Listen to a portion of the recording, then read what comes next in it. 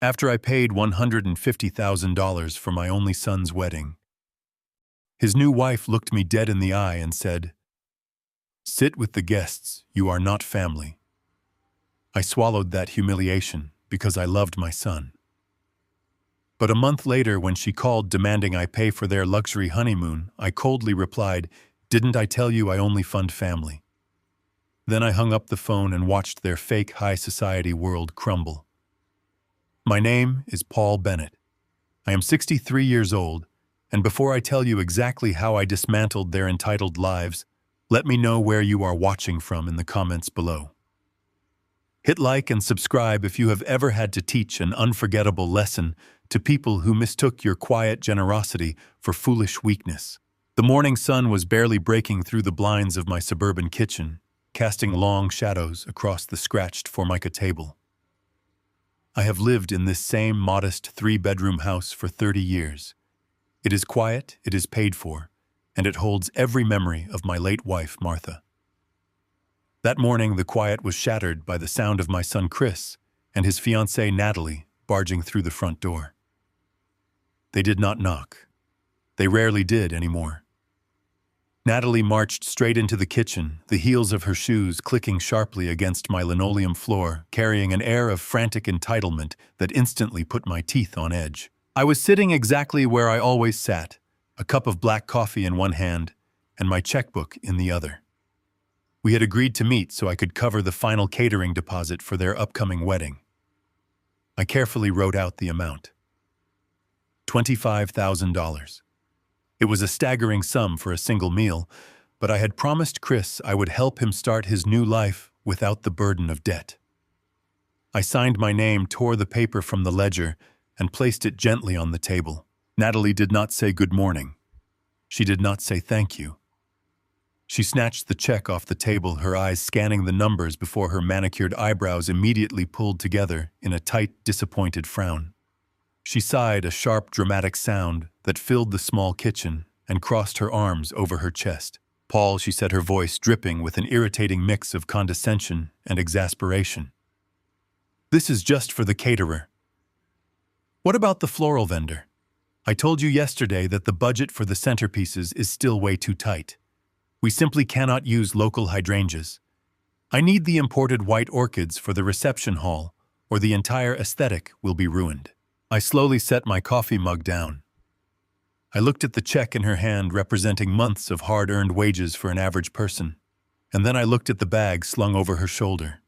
It was a pristine designer purse easily worth $3,000 or $4,000, resting casually against the worn fabric of my kitchen chair. The contrast was almost comical, but I was not laughing. Natalie always assumed I was just a retired middle management worker scraping by on a fixed pension. She looked at my faded flannel shirts, my 10-year-old truck parked in the driveway, and my scratched kitchen table, and saw a man with no ambition. Chris never corrected her. He never told her that I spent 40 years building Bennett Logistics from a single leased delivery truck into a regional freight empire.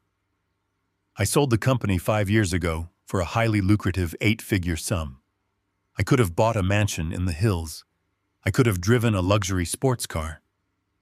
But I chose to stay in my humble home because visible wealth only attracts parasites.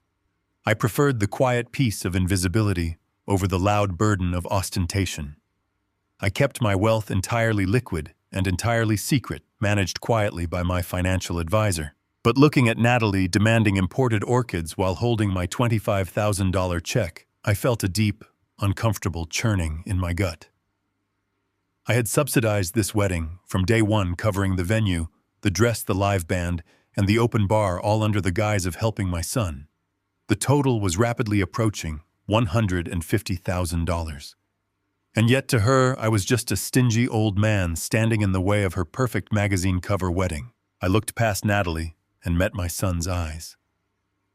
Chris was standing near the doorway, shifting his weight uncomfortably. He was 30 years old, wearing a tailored suit I had likely paid for through one of the secret account transfers I made to help him out every month. I waited for him to speak up. I waited for the boy I raised to tell his future wife that $25,000 was an incredibly generous gift and that they could make do with local flowers. Instead, Chris shoved his hands into his pockets and looked at me with a weary, almost annoyed expression. "Come on, Dad," he said, his voice carrying a whining edge that broke my heart. "Just loosen the purse strings a little bit. It is our big day. You do not have that many expenses anyway living here. Just help us out so Natalie does not have to stress." The words hit me harder than a physical blow.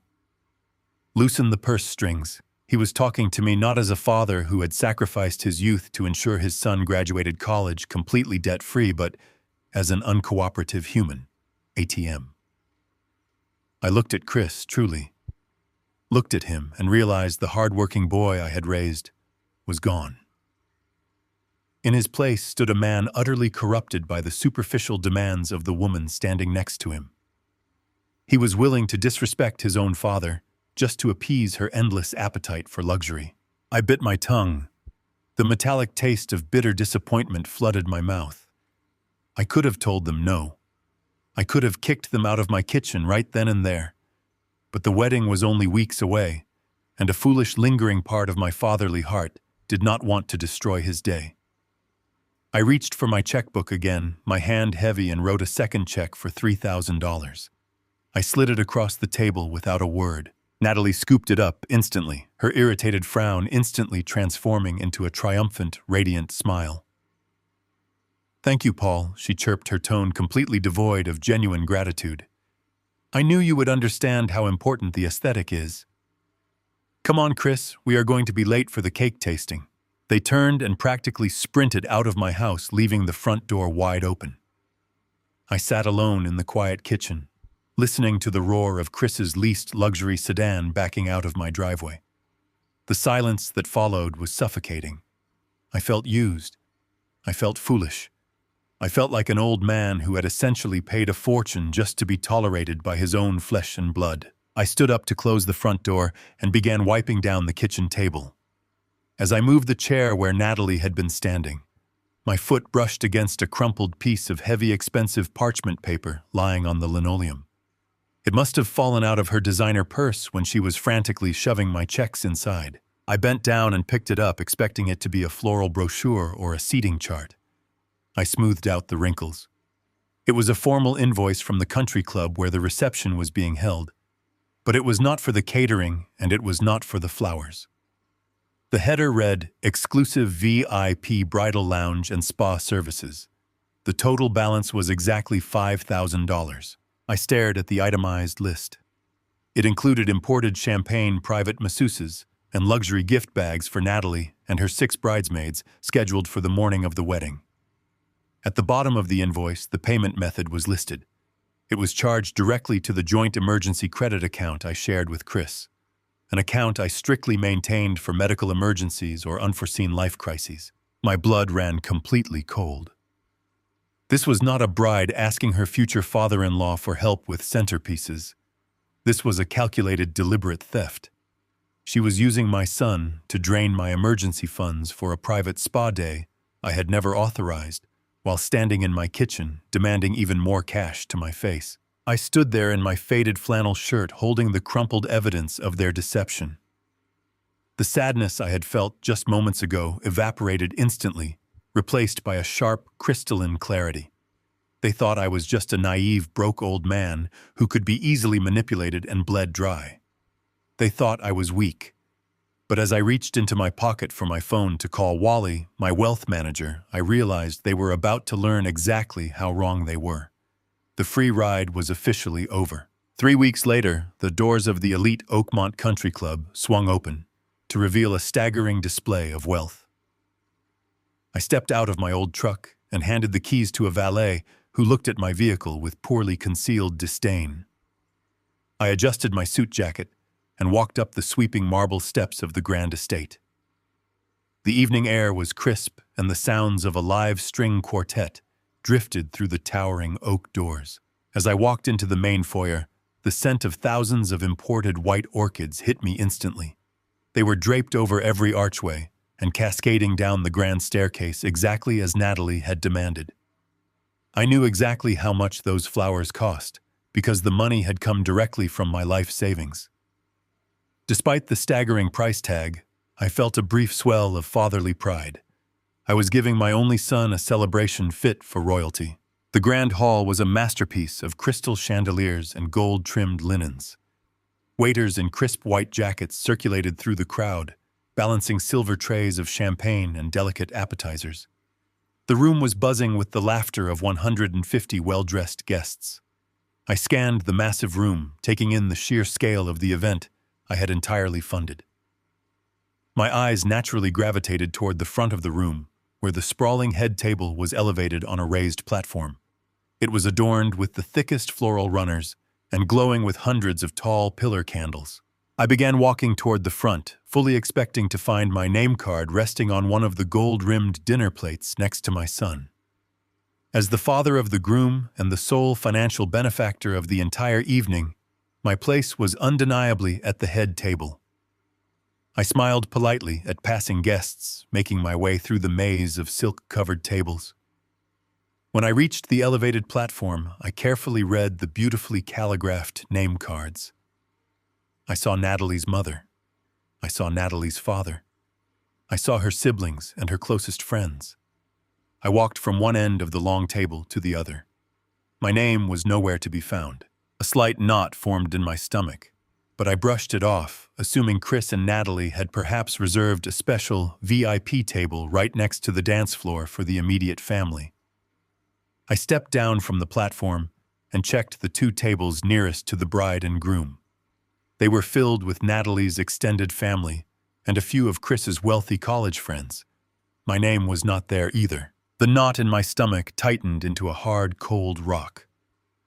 I continued walking backward away from the dance floor, away from the towering floral centerpieces, and away from the glowing candlelight. I checked table after table, my confusion slowly morphing into a quiet, sinking dread. I walked past the middle section of the hall, where the lighting grew slightly dimmer. I kept walking until I reached the very back of the sprawling room. There, tucked into a dark corner, was table 14. It was pushed uncomfortably close to the heavy wooden swinging doors of the catering kitchen. Every few seconds, a waiter would push through the doors, sending a blast of hot, frantic air and the loud clattering of industrial dishwashers over the table. I looked down at the simple white card resting on the table setting. It bore my name, Paul Bennett. I looked at the people seated around me. There was a distant cousin of my late wife who I had not spoken to in over a decade. There was a former neighbor from 20 years ago. There were a few of Chris's old high school acquaintances who had clearly been invited out of mere obligation. I was seated with the afterthoughts. I was the man who had paid $150,000 to make this night possible, and I was shoved into the darkest corner of the room, listening to the kitchen staff yell over the clatter of dirty plates. The physical sting of the humiliation was profound. I stood there staring at my name card, while the noise of the grand celebration mocked me from the other side of the hall. I looked toward the front of the room and saw Natalie's parents laughing loudly, holding court at the head table, pouring imported champagne that I had paid for. They were acting like lords of the manor, basking in the glory of a luxury they had not contributed a single dime toward. I took a deep breath, forcing my heart rate to slow down. I did not want to cause a scene. I did not want to be the bitter old man ruining a wedding. I turned away from the kitchen doors and walked the long distance back to the front of the hall. I spotted Chris and Natalie standing near the edge of the dance floor, greeting a group of wealthy guests. Natalie looked like a magazine cover in her custom gown, and Chris stood beside her looking handsome and successful. I waited patiently until the guests moved away to grab drinks before I approached them. I kept my voice low and completely calm, wanting to handle this with the quiet dignity my late wife Martha would have expected of me. I touched Chris gently on the shoulder, and he turned to face me. "Chris," I said softly, keeping my expression entirely neutral. "There seems to be a mistake with the seating chart. My name card is all the way in the back at table 14, right next to the kitchen doors. I thought perhaps I was supposed to be seated up here with you." Chris immediately stiffened. He looked at Natalie, his eyes wide and uncertain, completely lacking the confidence of a grown man. Natalie turned to face me. She did not look embarrassed. She did not apologize for a simple catering error. Instead, she let her eyes travel slowly up and down my body, taking in my slightly outdated suit and my weathered hands. A cold, mocking smirk played at the corners of her lips. She stepped closer to me, dropping her voice into a sharp, venomous whisper that only the three of us could hear. "There is no mistake, Paul," she said, her tone dripping with absolute disdain. "Sit with the guests. My parents are the real family here. You just do not fit the aesthetic of the evening. We cannot have you ruining the photos at the head table." The air vanished from my lungs. Sit with the guests. You do not fit the aesthetic. I was not a father to her. I was not family. I was an ugly, inconvenient checkbook that needed to be hidden away in the shadows so she could pretend her perfect, wealthy life was entirely her own creation. She had taken my money, drained my emergency funds, and was now discarding me like an old piece of trash. I did not respond to her. I simply turned my head and looked directly at my son. I looked at the boy I had carried on my shoulders. I looked at the young man whose college tuition I had paid by working exhausting overtime shifts while grieving his mother. I waited for Chris to say something. I waited for him to defend my honor. I waited for him to tell his new wife that no one speaks to his father that way, and that my place was at the head table. Chris met my gaze for one agonizing second. Then he blinked and looked away. He reached up and pretended to adjust his silk tie, staring intently at the floor. He refused to look at me. He chose his silence. He chose her arrogance over my lifetime of sacrifice. That single moment of cowardice broke the last lingering chain of fatherly devotion in my heart. The loving, protective father died right there on the edge of the dance floor. In his place, a completely different man was born. I did not yell. I did not throw a tantrum. I did not cause a public scene that Natalie could use to play the victim. I simply nodded my head once. I turned around and walked the long, lonely path back across the grand hall. I walked past the imported orchids and the towering crystal centerpieces. I walked all the way back to the dark corner by the swinging kitchen doors and sat down at table 14. The noise of the dishwashers crashed behind me, but my mind was completely silent and perfectly clear. I reached into the inner pocket of my suit jacket and pulled out my cell phone. I opened my messages and found the contact for Wally, my wealth manager. I stared at the bright screen for a moment, feeling the absolute weight of the decision I was about to make. Then my fingers moved across the keyboard with cold, mechanical precision. "Wally," I typed, "I need you in your office first thing Monday morning. We have a massive financial adjustment to execute immediately. It is time to cut the cord." I hit send. I slipped the phone back into my pocket and watched the wedding reception unfold before me. They thought they had won. They thought they could humiliate me and walk away with my wealth. But they had absolutely no idea that I had just initiated the complete destruction of their fake high society lives. I sat in the dim light of table 14, listening to the constant banging of the kitchen doors behind me. Waiters rushed past carrying silver platters loaded with filet mignon and butter-poached lobster. I watched the steam rise from the plates, knowing I had funded every single bite. The room was alive with the vibrant energy of a wildly expensive celebration. Crystal glasses clinked in the air, and a 12-piece band played soft jazz from a polished mahogany stage. It was a flawless event.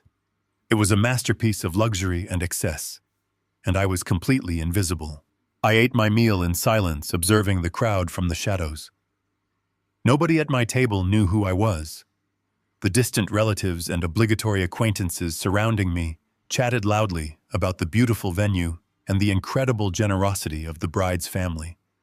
They assumed the parents of Natalie had paid for this entire magnificent evening. I did not correct them. I just slowly cut my steak and watched my son laugh on the dance floor, completely unaffected by my absence at the head table. I was a ghost haunting a mansion I had built with my own hands. Halfway through the dinner, the band stopped playing, and the official wedding photographer stepped onto the raised platform. He was a loud, energetic man holding a massive camera directing people with grand, sweeping gestures. He called for the immediate family to gather for the formal portraits. I watched as the parents of Natalie proudly took their places next to the bride and groom. Then her siblings walked up, then her aunts and her uncles. They posed, laughing brightly, as the camera flashes illuminated the room like lightning. I placed my napkin on the table and waited. I waited for Chris to look around the room and realize his father was missing. I waited for the photographer to call for the groom's family, but the call never came. Chris kept his arm around Natalie, smiling perfectly for the lenses. He did not look toward the back of the room. He did not ask for a moment to find me. The photographer snapped the final group photo and waved his hand, announcing that the family portraits were complete. I had been entirely erased from the visual history of my only son's wedding. I leaned back in my chair, feeling a profound, heavy sorrow settle into my bones. Watching those camera flashes, my mind drifted back to the years when Chris was just a boy. I thought about the cold, dark mornings after my beloved wife Martha passed away. I was completely alone, tasked with raising a grieving child while trying to keep a struggling delivery business alive. I remembered the harsh smell of diesel fuel and the biting winter winds as I worked grueling double shifts. I drove freight trucks across the state, sleeping only 3 hours a night, just to ensure Chris would never feel the sting of poverty. My ultimate goal was to give him a clean start in life.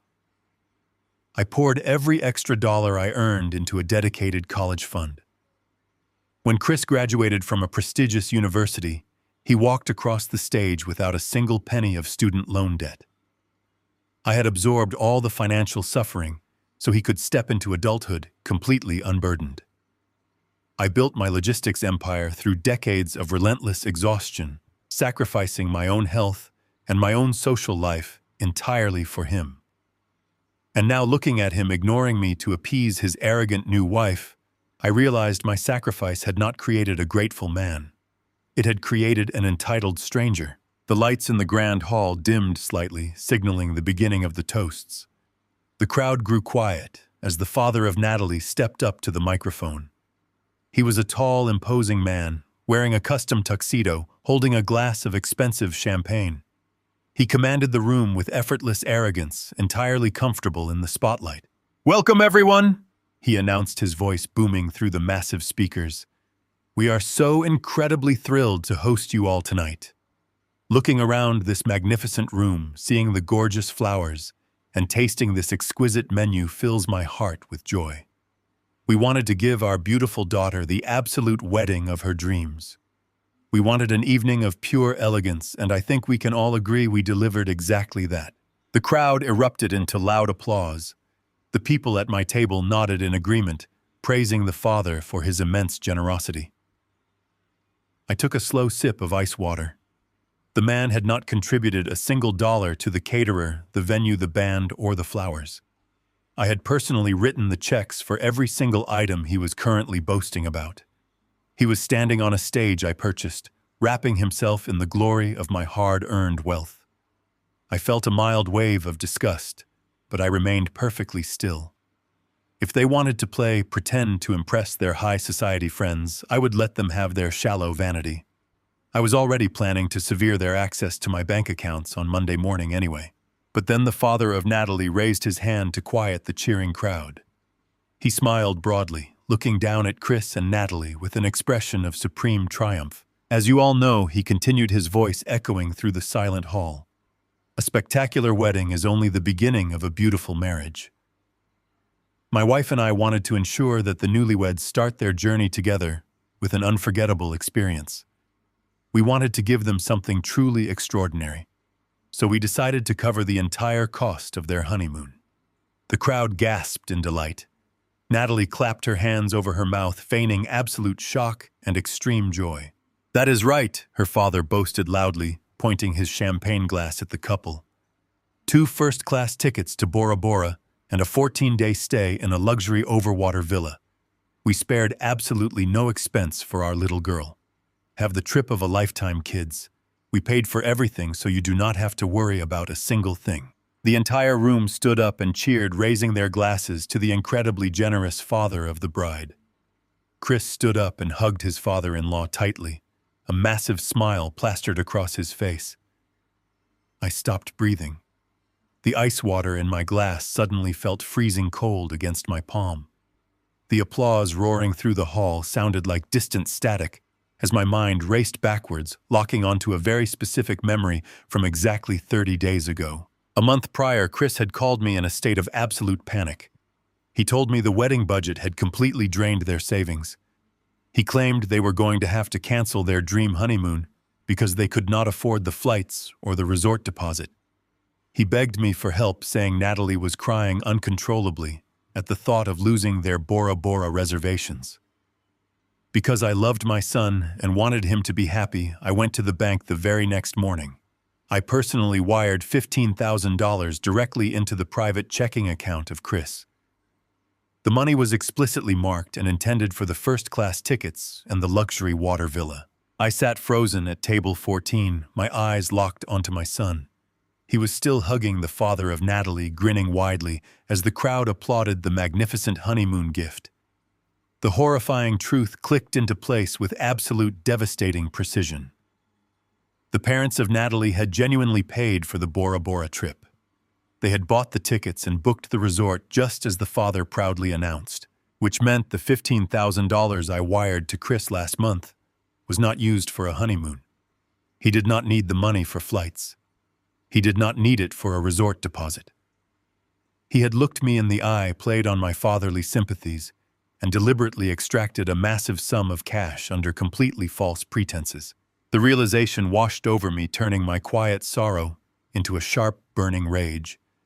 This was no longer just about a disrespectful daughter-in-law or a cowardly son wanting to impress his new family. This was not just about being hidden in the back of the room because I did not fit an aesthetic. My son had actively lied to my face. He had orchestrated a calculated financial con against his own father. He had stolen $15,000 of my hard-earned money and simply pocketed it while letting his new family take the credit for the actual trip. I placed my water glass down on the table.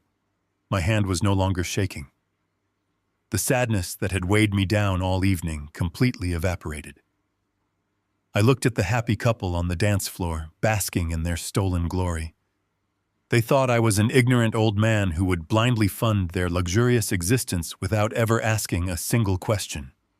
They thought they had successfully manipulated me into financing their entire fraudulent lifestyle. I slowly stood up from my chair, slipping silently out the heavy wooden doors of the kitchen.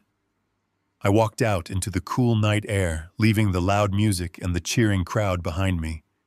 They had no idea the massive financial storm I was about to bring down upon their heads. The disrespect was one thing, but stealing from me was the final fatal mistake they would ever make. I did not stay for this cutting of the cake. I did not wait to watch the first dance or listen to any more speeches praising the fake generosity of a family that was actively stealing from me. I simply handed my valet ticket to the young man shivering by the front entrance of the country club. He brought my battered 10-year-old truck around to the front portico. Its worn engine rumbled loudly, echoing off the pristine marble pillars and disrupting the soft classical music floating from the grand hall. I climbed into the cab, feeling the cracked leather of the driver's seat against my back. It grounded me. It reminded me of exactly who I was and the lifetime of honest sweat it took to earn the wealth I possessed. I put the truck in gear and drove away down the long, winding driveway lined with manicured oak trees. I did not look back at the brightly lit mansion. The drive back to my quiet suburban neighborhood was completely silent. I kept the radio off. The dark, empty roads stretched out ahead of me, illuminated only by the yellow glow of the streetlights. My mind was no longer clouded with the grief of a disappointed father. The sorrow had been entirely burned away by a cold, methodical fury. My own son had looked me in the eye, fabricated a story about a ruined honeymoon, and extracted a massive sum of money for a completely different purpose. He had used my love for him as a weapon against my bank account. I pulled into my driveway and turned off the engine. The house was pitch black and perfectly still. I walked up the front steps, unlocked the door, and stepped inside. The familiar scent of pine polish and the faint lingering memory of my late wife Martha greeted me. Usually this house brought me an immense sense of peace. Tonight, it felt like a command center. I bypassed the kitchen and walked straight down the hallway to my private study. I did not turn on the overhead lights. I walked over to the heavy oak desk and switched on the small brass desk lamp. It cast a sharp pool of yellow light across the smooth wooden surface. I moved to the corner of the room and pushed aside the heavy Persian rug that covered the floorboards. Beneath it lay a reinforced steel floor safe bolted directly into the concrete foundation of the house. I knelt on the floor and placed my hand on the cold metal dial. I turned it slowly, listening to the heavy mechanical clicks echoing in the quiet room. 3 turns right, 2 turns left, 1 turn right. The heavy internal bolts retracted with a loud, solid thud. I opened the heavy steel door and reached inside. I bypassed my personal investment portfolios and my estate planning documents. I reached for a thick blue binder that contained the physical ledgers and the printed monthly statements for a very specific joint bank account. It was the emergency fund. I had set this account up when Chris first moved out for college. I kept a substantial amount of liquid cash in it, so he would always have a safety net if he ever faced a severe medical crisis or a sudden catastrophic life event. I had given him joint access out of absolute trust. I explicitly told him it was only to be touched when absolutely necessary. I carried the heavy blue binder to my desk and sat down in my leather chair. I opened the binder and began to audit the recent transaction history. I took a red pen from the drawer and started tracing the lines of numbers row by row down the crisp white pages. I was looking for the $15,000 wire transfer I had authorized 30 days ago. I found it quickly. The withdrawal date matched the exact morning after Chris had called me in a panic about losing their Bora Bora honeymoon reservations. I followed the digital paper trail to see where that massive sum of money had gone. It did not go to a luxury travel agency. It did not go to an international airline or a tropical resort. The routing number showed the funds had been transferred instantly out of our joint emergency account and deposited directly into a corporate merchant account. I typed the merchant identification code into my computer to trace the recipient. The search results loaded instantly on my screen. The $15,000 had been wired directly to a high-end European auto dealership located in the wealthiest district of the city.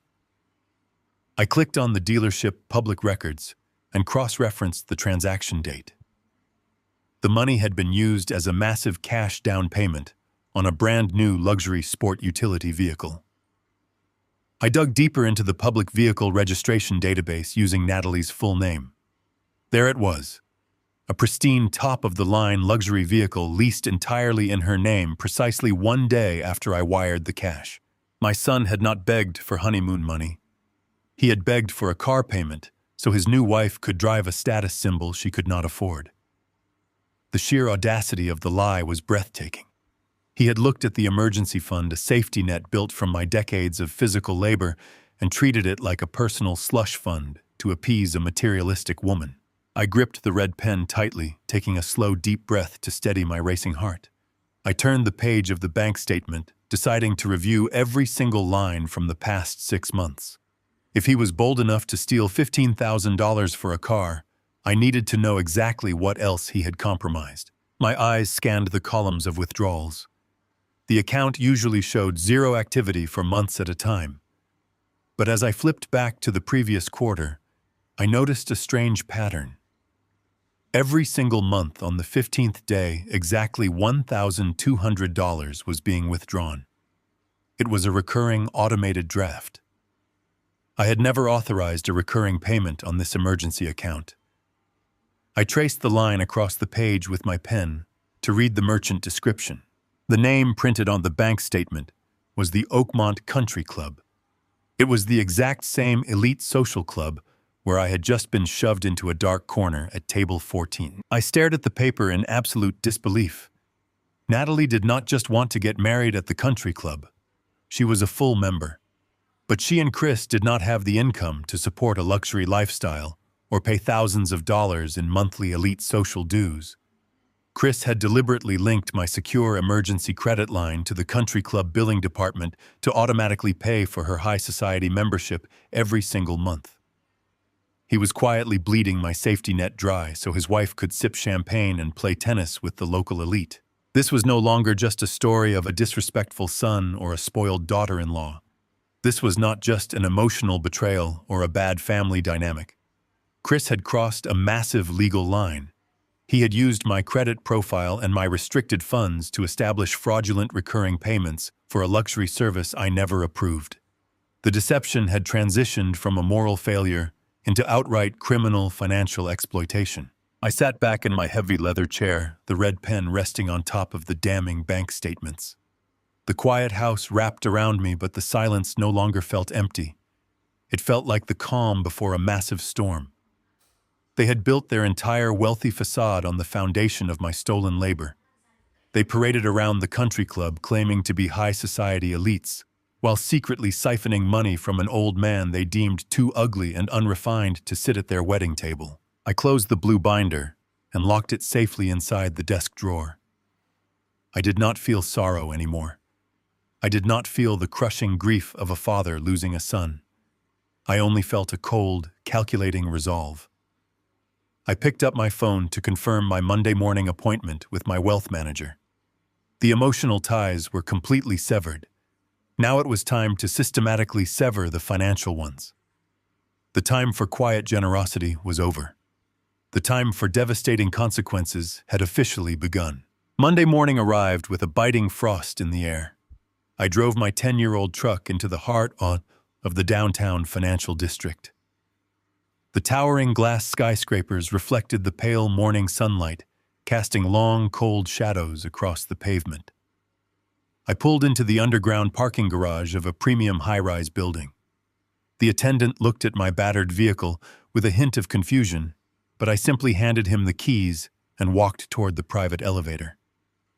I did not belong in this world of tailored suits and imported Italian leather shoes.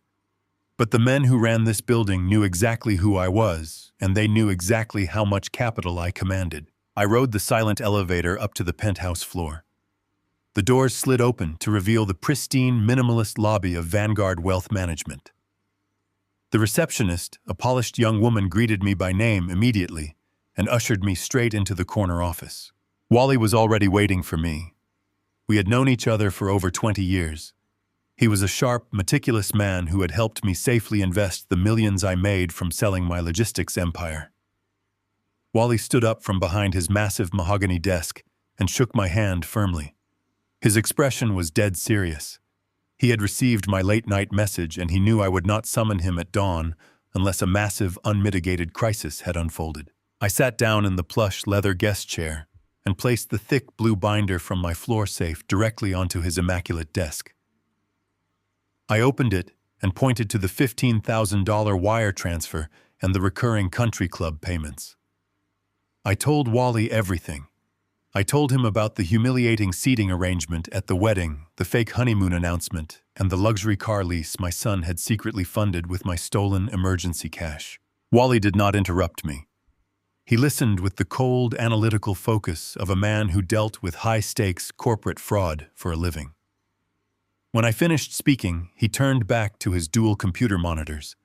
His fingers flew across the keyboard, bypassing standard banking protocols to pull a comprehensive deep dive into the financial profiles of my son and his new wife. I watched the reflection of the data scrolling rapidly across his thick-rimmed glasses. After a few tense minutes, Wally stopped typing and let out a slow, heavy sigh. He turned the large monitor toward me. The numbers on the screen painted a picture of absolute suffocating desperation. Chris and Natalie were completely bankrupt. Their combined income barely covered the rent on their upscale townhome. Natalie possessed 5 maxed-out credit cards in her name alone, carrying a staggering $80,000 in high-interest revolving debt. They had taken out predatory personal loans just to cover the deposit on the country club venue. They were drowning in a sea of hidden financial liabilities. Every single aspect of their glamorous high society lifestyle was a meticulously constructed lie. They drove luxury cars they could not afford. They bought designer clothes on revolving credit. They attended exclusive social events while actively ignoring late notices from utility companies. And the only thing keeping their fragile house of cards from collapsing entirely was the quiet, steady flow of my stolen money. Without the unauthorized access to my emergency credit line and the massive sums of cash they siphoned from me, they would have defaulted on everything months ago. Wally folded his hands on the desk and looked at me with deep professional concern. He asked if I wanted to contact the authorities and file a formal police report for felony wire fraud. He warned me that Chris could face severe criminal charges for misdirecting the honeymoon funds. He then asked if I wanted him to call Chris into the office for a supervised confrontation so we could demand restitution. I looked at the horrifying financial ruin displayed on the computer screen and felt a strange, absolute calm wash over me. I thought about the way Natalie had looked at me with pure disgust.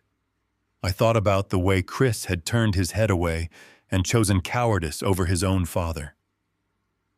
"No," I said, my voice steady and completely devoid of emotion. "We are not going to call the police today, and we are absolutely not going to warn them. I want to execute a complete silent adjustment." Wally understood immediately. He did not question my judgment.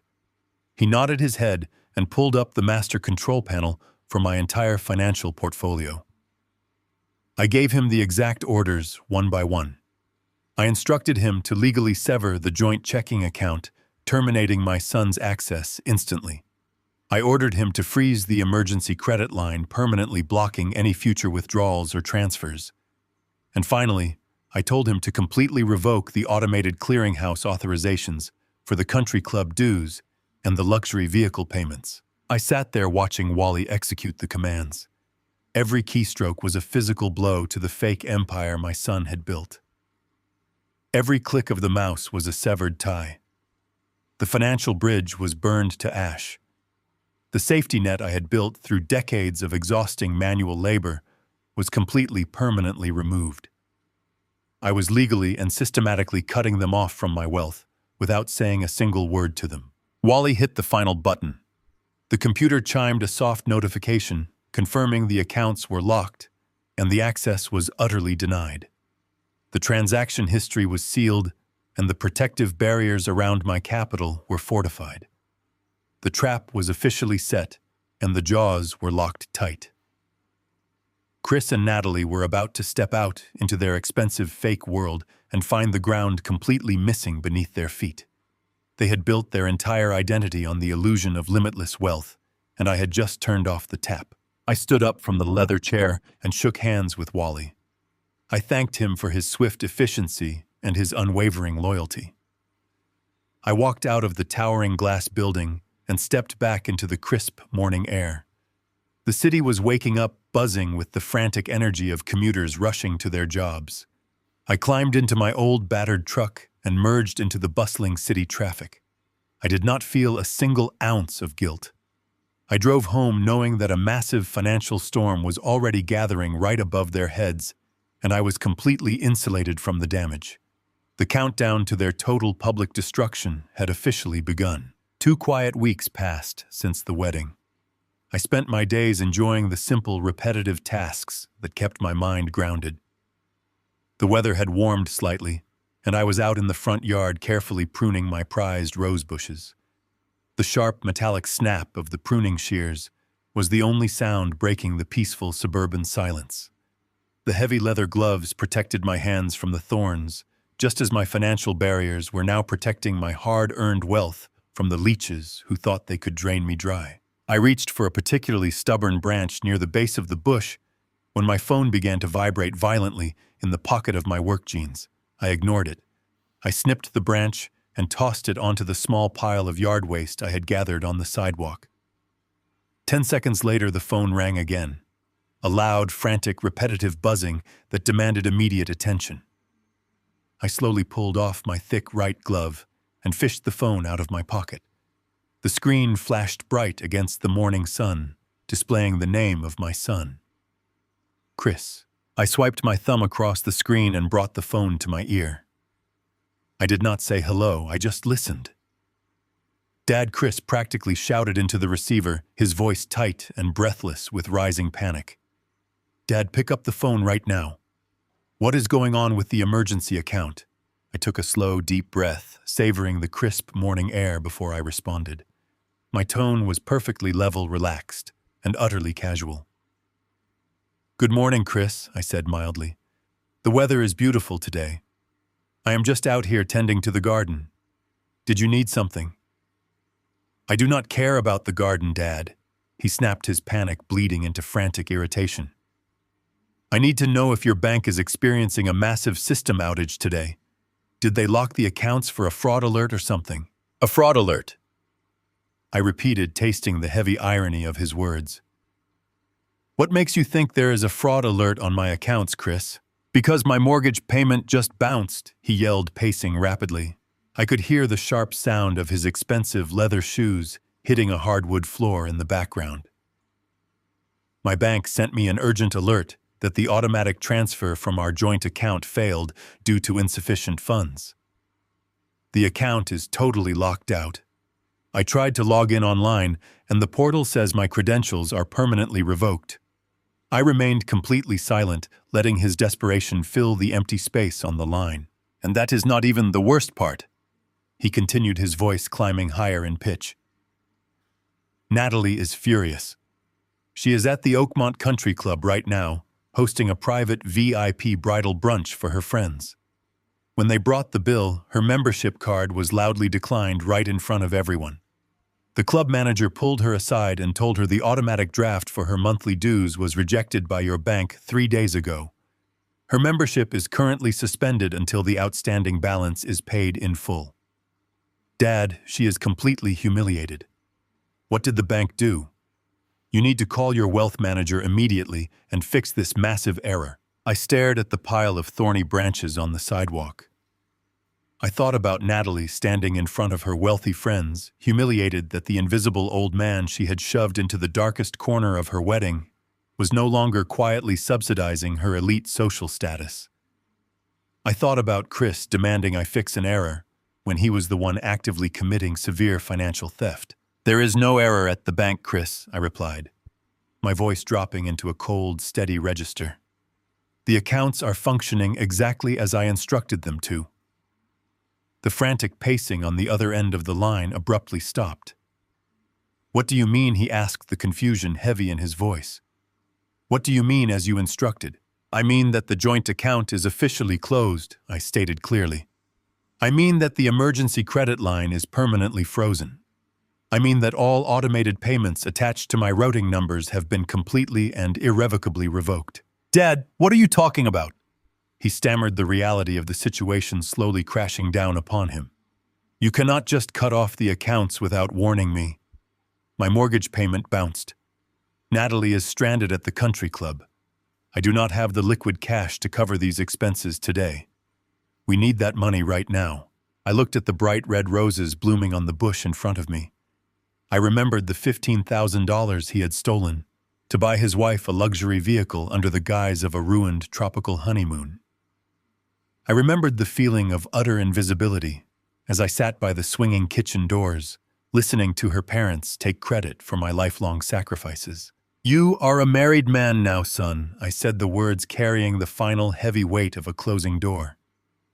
You are the head of your own household. You decided that I do not fit the aesthetic of your new elevated life. You decided my place was hidden away with the distant guests, so I did exactly what you wanted. I removed myself entirely from your life. That includes my checkbook. Dad, please, Chris begged, his arrogant facade shattering completely under the crushing weight of impending financial ruin. You do not understand how bad this is. If the country club dues are not paid today, they will terminate her membership permanently. If my mortgage defaults, they will file a public lien against our townhome. Just unlock the account for 24 hours so I can cover these immediate bills. I promise we will figure out a new arrangement tomorrow. Just fix this right now. I felt absolutely nothing for the desperate, pleading man on the phone. The son I had raised died the moment he looked away from me on the dance floor and allowed his arrogant wife to treat me like garbage. He had made his bed of thorns, and now he was going to sleep in it. "You need to check your own accounts, Chris," I replied, my tone completely devoid of any remaining paternal sympathy. "You and Natalie wanted a life of luxury and excess. You wanted to be the elite. Now you get to experience the immense privilege of paying for it all by yourselves." I pulled the phone away from my ear and pressed the red button ending the call instantly. The sharp snap of the disconnecting line echoed the finality of my decision. I did not block his number yet. I wanted him to experience the agonizing, silent terror of knowing his calls would never be answered again. I slid the phone back into the pocket of my jeans and pulled my thick leather glove back over my right hand. The crisp morning air felt incredibly refreshing. I picked up the heavy metal pruning shears and turned back to my garden. The dead branches needed to be cut away so the roots could breathe and the healthy flowers could thrive. I snipped another thorny stem, tossing it onto the discard pile, and went back to work entirely at peace. The quiet suburban morning remained perfectly undisturbed, while a massive financial inferno descended upon the fake empire my son had so foolishly built. It had been precisely 30 days since the wedding reception. 1 full month had passed since I walked out of the grand hall and quietly dismantled the financial foundation of my son's arrogant lifestyle. I was sitting on my front porch enjoying the quiet hum of a typical suburban morning. The air was crisp, the neighborhood was completely peaceful, and I was holding a steaming mug of black coffee. The past 4 weeks had been a masterclass in radio silence. I had not received a single text message or voicemail from Chris since the morning his mortgage bounced. I knew exactly what that meant. They were scrambling. They were attempting to plug the massive holes in their sinking ship using predatory loans or begging relatives for cash. I simply watched the birds land on my lawn entirely unbothered by the chaos I knew was consuming their upscale townhome. My wealth manager, Wally, had sent me a brief encrypted email a few days prior, confirming that the secondary credit lines had been permanently closed and all automated clearinghouse requests from Natalie's luxury memberships were actively being rejected. The financial barricades were holding perfectly. I had spent the month repairing old fixtures around my house, reading historical biographies, and sleeping better than I had in years. The heavy burden of subsidizing ungrateful adults had been completely lifted from my shoulders. I felt lighter. I felt entirely in control of my own destiny again. The tranquil silence of my porch was suddenly broken by the sharp, persistent ringing of my cell phone resting on the wooden table beside me. I glanced down at the bright screen. It was not Chris. The caller identification displayed Natalie's name. In the entire 3 years she had been dating my son, she had never once called me directly. She had always filtered her demands through Chris, using him as a buffer to extract my wealth while maintaining her false sugary facade of the perfect daughter-in-law. I let the phone ring 4 times, taking a slow, deliberate sip of my coffee before finally picking it up and pressing the green button. I did not offer a polite greeting. I simply brought the receiver to my ear and listened. "Paul?" She snapped immediately, completely abandoning the high-pitched, sweet tone she normally used when she wanted me to open my checkbook. Her voice was trembling with a potent mixture of raw desperation and absolute entitlement. "I need you to authorize the transfer for the honeymoon funds right now. Today."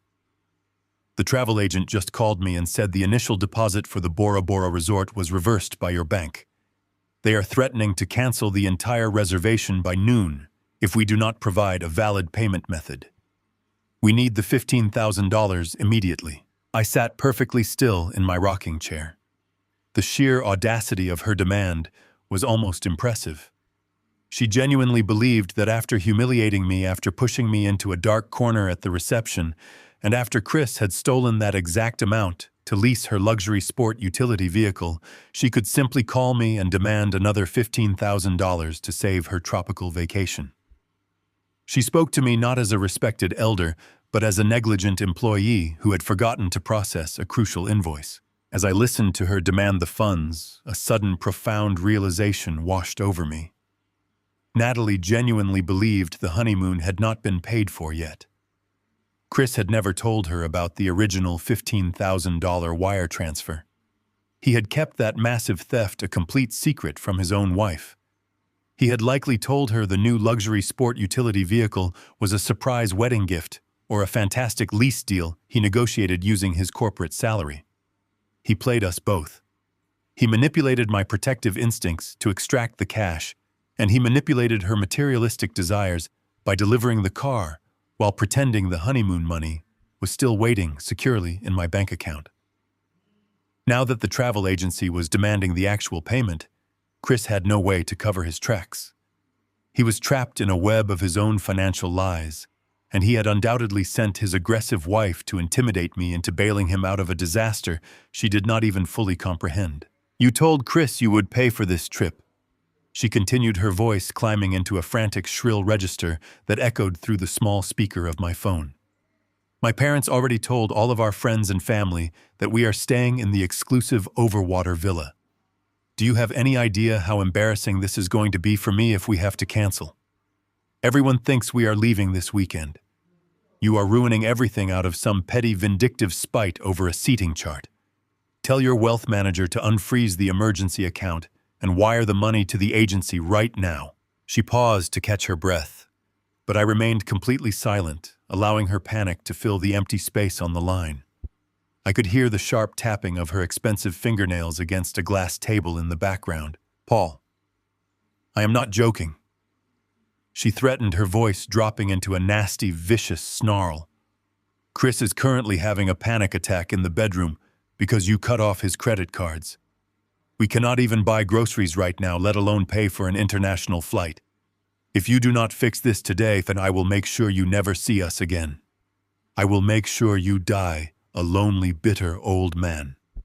I will never let you see your future grandchildren. You owe us this money. It is our wedding gift, and you are legally obligated to provide it." I listened to her hysterical threats without feeling a single ounce of anger. The rage had left me weeks ago on the night of the midnight audit.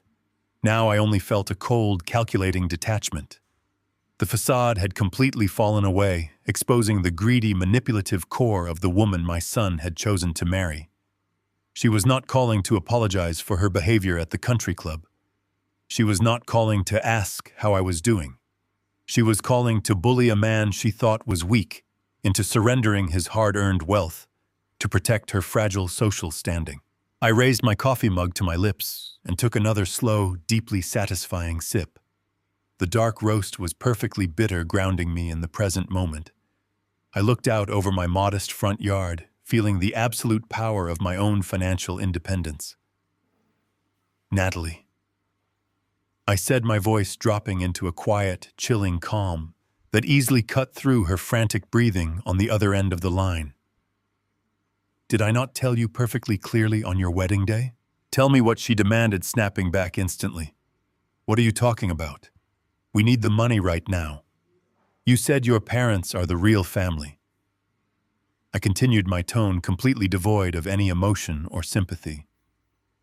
"You said I do not fit the aesthetic of your elite, elevated life. You told me to go sit with the guests in the shadows so I would not ruin your perfect photographs." "That is not fair," she stammered suddenly, realizing her intimidation tactics were failing spectacularly. "You are taking things out of context. You are overreacting." I took another pause, letting the absolute weight of my next words gather before releasing them to crush her remaining hopes. "I am not overreacting, Natalie," I stated firmly. "I am simply following your instructions. I am just a guest, and I only fund family. Have your parents cover it." I did not wait for her to respond. I did not want to hear her scream or beg or attempt to backtrack on her cruel behavior. I pulled the phone away from my ear, pressed the red button, and ended the call instantly. The sharp, mechanical silence that followed was incredibly beautiful. I immediately went into my cellular settings and permanently blocked her number, ensuring she could never reach me directly again. I placed the phone face down on the wooden table and leaned back in my rocking chair. The morning sun felt incredibly warm against my face. The trap had not just snapped shut, it had completely decimated the foundation of their deceit. They were entirely on their own. The coffee was still warm in my hand when the peaceful morning shattered into a million jagged pieces. I heard the aggressive, angry roar of a finely tuned luxury engine tearing down my quiet suburban street. The sound was entirely out of place in my tranquil neighborhood, where the only normal disturbances were the soft hum of lawnmowers and the distant chatter of children playing. Tires screeched violently against the asphalt, leaving thick black rubber marks on the pavement right outside my property line. The heavy doors of a massive, expensive sport utility vehicle slammed shut, with a sickening metallic thud echoing across the perfectly manicured lawns. I did not even need to look out the front window to know exactly who had arrived. The reckless driving and the arrogant noise announced their presence long before they reached the porch. Heavy, desperate footsteps pounded up the concrete walkway and crashed heavily onto the wooden planks of my front porch. Chris and Natalie had finally come to wage their war. The heavy brass knocker on my front door began to rattle violently, sending sharp, loud echoes down the hallway of my home. Chris beat his closed fists against the solid oak wood, demanding that I open the door immediately. His voice was thick with panic and raw, unfiltered rage, completely stripping away the polished corporate persona he usually wore to impress his wealthy friends. He yelled that I had absolutely no right to cut off his financial access without warning, and that I was actively destroying his new marriage. Natalie joined the frantic assault, hammering her hands against the decorative glass side panels of the entryway. She screamed that the luxury travel agency had officially canceled their tropical honeymoon due to non-payment, and that she would absolutely not leave my porch until I wired the $15,000 back into their joint account. I remained standing in the quiet hallway just a few feet away from the heavy wooden door. I did not move to unlock it. I did not speak a single word of comfort or defense. I simply stood there holding my coffee mug and watched the solid oak door shake under the weight of their frantic, entitled blows. They were behaving exactly like spoiled toddlers, throwing a massive public temper tantrum because their favorite toys had been unexpectedly taken away. The noise was incredibly deafening, but my heart rate did not increase at all. I felt a profound, deep, heavy stillness settling entirely over my mind.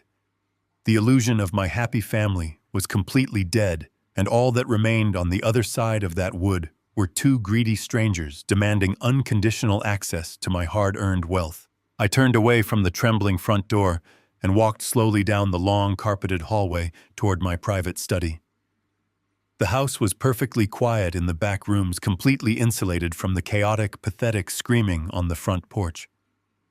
I approached my heavy mahogany desk and opened the bottom security drawer. Inside, resting perfectly flat, was a thick, heavy manila envelope I had meticulously prepared several days ago alongside my wealth manager. I picked it up, feeling the heavy weight of the thick paper inside. This single envelope was the absolute final nail in the coffin of their fake high society lives. The envelope contained crisp, bright color copies of the bank ledgers I had audited in the middle of the night. I had used a bright red marker to highlight the exact $15,000 wire transfer, leaving my secure emergency fund and landing directly in the corporate merchant account of the luxury auto dealership. I had also printed the official state vehicle registration records, proving without a shadow of a doubt that the money was used for a massive cash down payment on a top-of-the-line sport utility vehicle registered entirely in the name of Natalie. On the second page, I had circled every single unauthorized automated draft for the elite country club dues stretching back over the past 6 months. It was irrefutable, clearly documented proof of premeditated criminal financial theft. I carried the heavy manila envelope back down the hallway, stepping softly on the carpet. Chris was still shouting wildly through the wood, demanding that I stop acting like a stubborn old fool and fix the catastrophic financial mess I had created. Natalie was sobbing loudly, claiming her entire social life was completely ruined and that she was suffering a massive panic attack. I knelt quietly on the cool tile floor of the entryway right behind the front door. I slid the thick manila envelope through the wide brass mail slot at the bottom of the door. It pushed through the stiff protective bristles and landed with a soft, dull thud on the porch floorboards right at the feet of my son. The frantic pounding and the pathetic crying stopped instantly. I heard the sharp rustle of heavy paper as Chris snatched the envelope from the ground and ripped the top open. The profound silence that followed was incredibly heavy and absolutely beautiful. It was the distinct sound of a massive, arrogant lie, completely collapsing under the crushing, undeniable weight of the truth. I could easily picture Chris staring down at the highlighted bank statements, realizing his father knew exactly where the honeymoon money had really gone. I could imagine Natalie looking over his shoulder, seeing her secret country club payments exposed in bright red ink for all to see. The emotional leverage they thought they held over me was entirely evaporated in a matter of seconds. For a long, agonizing minute, neither of them spoke a single word. The harsh reality of their criminal theft washed over them completely. Chris could no longer pretend he was just a struggling son asking for a little help with an expensive wedding. He was an active, deliberate thief who had abused a secure medical emergency fund to lease a massive, shiny status symbol for his arrogant wife. He had looked me directly in the eye and lied about losing a honeymoon to extract an enormous sum of cash. The documents resting in his hands proved he was completely guilty of severe intentional financial exploitation. When the absolute shock finally wore off, the panic quickly mutated into pure, vicious, unhinged rage. Natalie realized her husband had been caught stealing and that her endless supply of free money was permanently, securely gone. She stepped closer to the door and began to scream with a level of pure malice I had never heard from another human being before. Her voice was sharp and jagged, tearing violently through the quiet suburban morning. She completely dropped the tearful, desperate victim act and fully revealed the cold, calculating, vicious predator hiding underneath the designer clothes. She pressed her face against the glass side panel and yelled her terrible, vindictive threats directly into the house. She promised to call every single aunt, uncle, and cousin in the family directory before the day was over. She swore she would tell everyone that I was an abusive, stingy monster who was actively trying to destroy my own son's life out of petty jealousy and severe mental decline.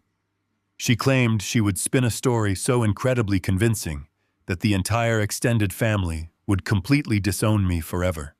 She threatened to post horrible graphic lies on every single social media platform, portraying me as a cruel, unhinged old man who deliberately ruined her beautiful wedding and stole her innocent joy. I listened to her vicious screaming for a brief moment, analyzing the sheer, utter desperation in her voice. She genuinely thought the threat of massive public embarrassment would force me to unlock the door, apologize, and surrender my checkbook to keep the peace. She believed that my quiet reputation among distant relatives meant more to me than my own dignity and my absolute financial security. But she was entirely wrong. I did not care what horrible lies she spun to distant people who did not truly matter to me. I knew the absolute, undeniable truth, and I held all the legal and financial power. I did not bother to respond to her frantic, pathetic threats. I simply turned my back to the front door and walked slowly away down the long, quiet hallway, letting her scream until her throat was raw at a solid piece of lifeless wood. The silence that blanketed my house after their vehicle finally sped away was short-lived. They had failed to break down my front door, and they had failed to intimidate me into handing over my emergency funds. But a predator denied its prey does not simply walk away quietly. It finds a new angle of attack.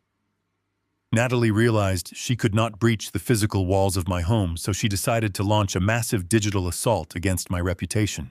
By early evening, my mobile phone began to light up with an endless stream of incoming calls and text messages. I had already blocked the numbers belonging to my son and his wife, but these calls were originating from distant area codes.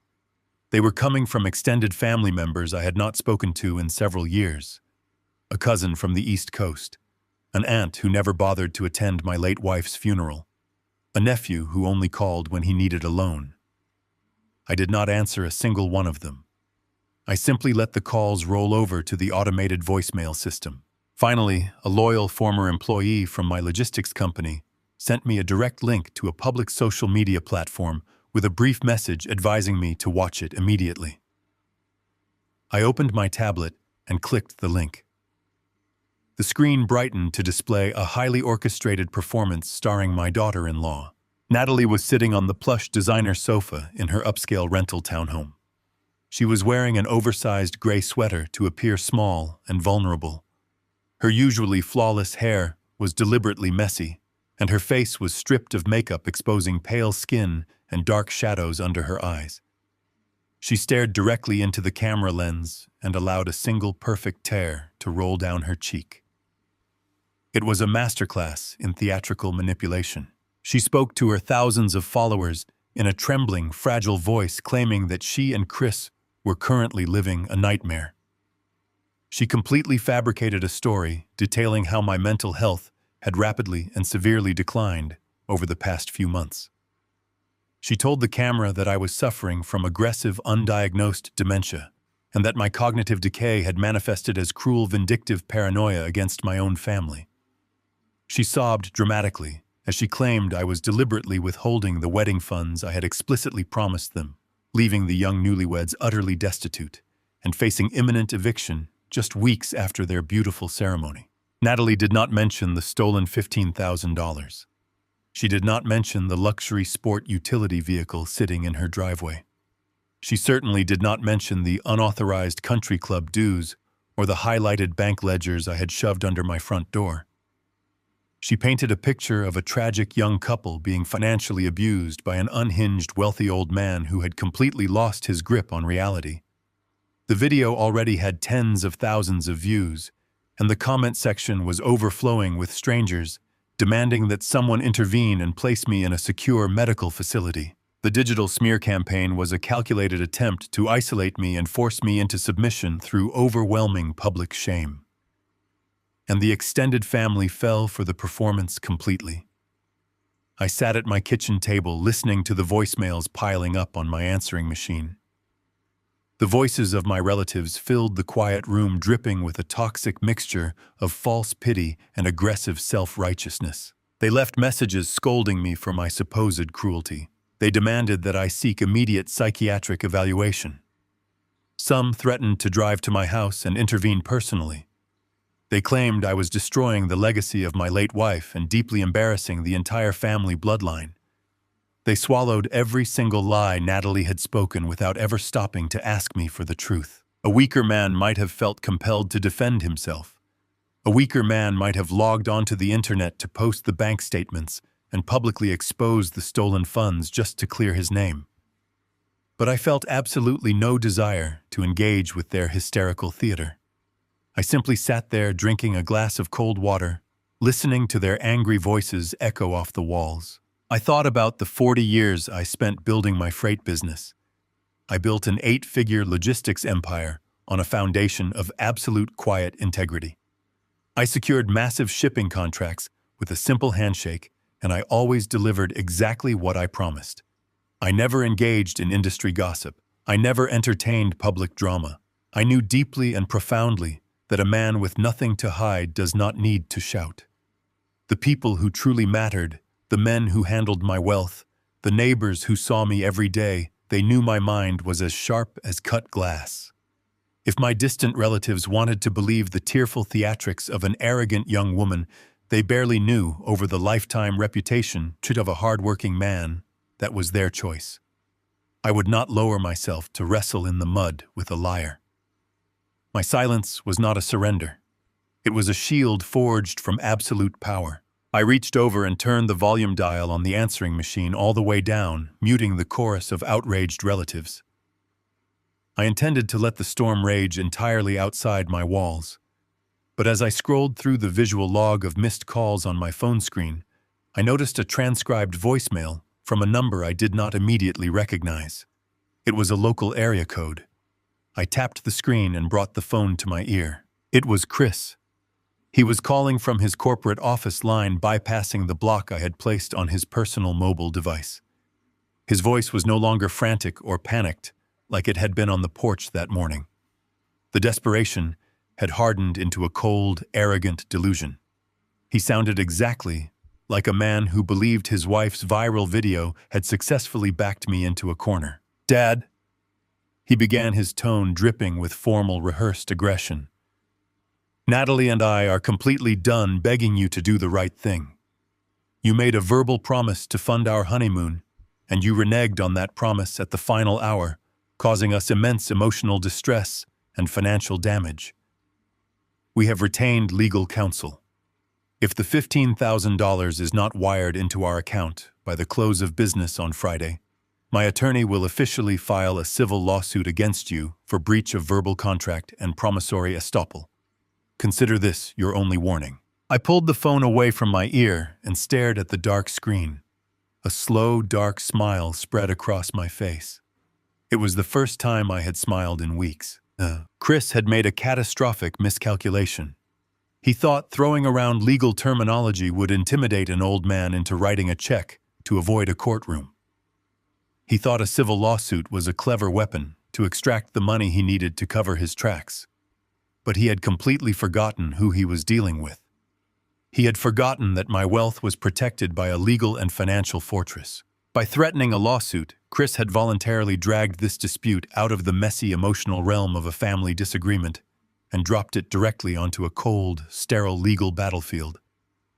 He had explicitly threatened a fraudulent civil action to extort money he had already stolen.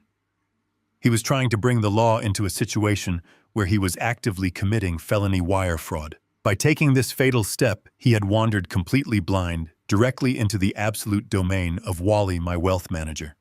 Wally did not handle family squabbles. Wally handled aggressive corporate litigation and severe financial prosecution. Chris thought he was bringing a knife to a street fight. He had absolutely no idea he had just declared war on a man who commanded an entire army. I deleted the voicemail, set my phone down, and went to sleep perfectly at peace, knowing the next morning would be the beginning of their total legal annihilation. 2 days later, a heavy, sharp knock echoed through the quiet hallway of my home. I opened the front door to find a professional process server standing on my porch, holding a thick, stiff envelope. I signed for the delivery and walked back to my quiet kitchen table. The return address printed in the corner belonged to a cheap strip mall legal firm I barely recognized. I broke the wax seal and pulled out 3 pages of thin, inexpensive paper. It was a formal cease and desist order mixed with a wildly aggressive demand letter. The amateur lawyer Chris and Natalie had hired used incredibly dramatic language, accusing me of severe emotional distress, financial sabotage, and a malicious breach of a verbal contract. They formally demanded I wire the $15,000 for the tropical honeymoon by the end of the current business week, or face a massive civil lawsuit. I read the threatening paragraphs while drinking a glass of cold water. The cheap lawyer had clearly taken the tearful lies of Natalie at absolute face value, completely unaware of the actual financial crimes his own clients had committed. It was a pathetic, desperate attempt to bully an old man. They genuinely thought a piece of formal legal letterhead would terrify me into submission and force me to open my checkbook to avoid a public courtroom battle. I did not panic. I did not feel a single ounce of fear or intimidation. I simply placed the thin papers back into their envelope, picked up my keys, and drove my old truck straight to the downtown financial district. When I walked into the pristine penthouse office of Vanguard Wealth Management, Wally was already waiting for me at his massive mahogany desk. I handed him the cheap legal envelope without saying a word. Wally read the aggressive demand letter in total silence. A slow, cold smile touched the corners of his mouth. He placed the letter down and shook his head at the sheer, utter incompetence of their legal representation. They had blindly handed us the perfect opportunity to strike back with devastating force. Wally did not draft a standard defensive reply. We were not going to argue about fake verbal contracts or fabricated emotional distress in a civil courtroom. We were going to bypass their petty civil threats entirely and move straight into the realm of severe criminal prosecution. Wally summoned his senior corporate legal counsel into the room. Together, they drafted a formal declaration of intent to press criminal charges. The document they produced was a masterpiece of cold, ruthless legal precision. It explicitly detailed the unauthorized wire transfer of the $15,000 out of my secure emergency fund. It included the precise bank routing numbers and the exact timestamp of the deposit into the corporate merchant account of the luxury auto dealership. It explicitly stated that the funds were fraudulently obtained under false pretenses and illegally redirected to secure a massive cash down payment on a top-of-the-line sport utility vehicle registered solely to Natalie. The document concluded with a strict 48-hour ultimatum. If the stolen funds were not returned in full, we would hand the entire comprehensive dossier over to the district attorney to pursue felony wire fraud and grand larceny charges against both of them. I did not want this devastating document sent to their upscale rental townhome, where Natalie could simply intercept the mail and spin another complex web of lies to manipulate my son. I wanted to pierce the very heart of the arrogant corporate persona my son used to validate his fake high society life. Wally arranged for a premium-bonded legal courier to deliver the package directly to the executive headquarters where Chris worked as a sales director. We timed the delivery for the middle of the afternoon, ensuring maximum exposure and maximum psychological impact. I drove back to my house and sat in my quiet study imagining the entire scene unfolding miles away. I pictured the professional courier walking through the sliding glass doors of the sleek corporate firm, bypassing the front desk, and walking straight onto the busy open sales floor. I imagined Chris sitting in his glass-walled office wearing his tailored suit surrounded by his wealthy, ambitious colleagues. The courier would hand him the heavy premium folder requiring his direct signature. Chris would open it fully expecting a standard lucrative business contract. Instead, he would read the lethal, incredibly precise language of a criminal fraud indictment. He would see the exact, undeniable details of his theft laid bare in dark black ink. He would realize in that exact terrifying moment that his entire career was about to be permanently destroyed. A felony wire fraud charge would trigger an immediate termination from his highly lucrative corporate position. No financial firm would ever employ a convicted thief. His professional reputation, his massive income, and his personal freedom were completely evaporating in the palms of his trembling hands. My thoughts were interrupted by the sudden bright glowing of my cellular phone resting on the heavy oak desk. The caller identification displayed the main switchboard number for the corporate office where Chris worked. I did not reach for the phone. I simply leaned back in my leather chair and watched the screen flash silently. The call went to the automated voicemail system. A few seconds later, an audio file appeared in my inbox. I pressed a single button to play the message through the speakerphone. The voice that filled my quiet study did not belong to a confident corporate executive or an arrogant, entitled son. It was the sound of a completely broken, terrified man. "Dad," Chris pleaded, his voice cracking wildly as he openly wept into the receiver. "Dad, please, you have to answer the phone right now. You cannot do this to me. I just got a folder from your wealth manager. You cannot press criminal charges. If Human Resources finds out about a felony fraud investigation, they will fire me by the end of the day. I will lose my job. I will lose my career. I will lose absolutely everything." He paused to take a ragged, sobbing breath. His composure was entirely shattered. "We do not have the money to pay you back." "Dad," he cried, the raw panic bleeding through the speaker. Natalie spent it all. She refused to give the luxury car back. "Please, Dad, I am begging you. Do not destroy my life over this. I am so sorry. Just pick up the phone so we can talk about this like a family. Please just pick up the phone." I listened to his pathetic sobbing echoing off the walls of my study. The bravado he had shown when he demanded I loosen the purse strings in my kitchen was entirely gone. The arrogant pride he displayed when he told me to sit with the guests at the wedding reception was completely erased. He was finally facing the absolute terrifying reality of his own reckless actions. He had tried to use a cheap lawyer to intimidate me, and he had accidentally triggered a massive legal avalanche that was currently crushing his entire world. I let the voicemail play until the recording automatically cut off. The room fell back into a deep, profound silence. I reached over and picked up my coffee mug, taking a slow, satisfying sip of the dark roast. I did not pick up the phone to call him back. I did not offer him a single ounce of comfort or reassurance. I let him sit in his glass office completely paralyzed by the overwhelming terror of the legal storm he had brought upon himself. The silent adjustment was functioning perfectly.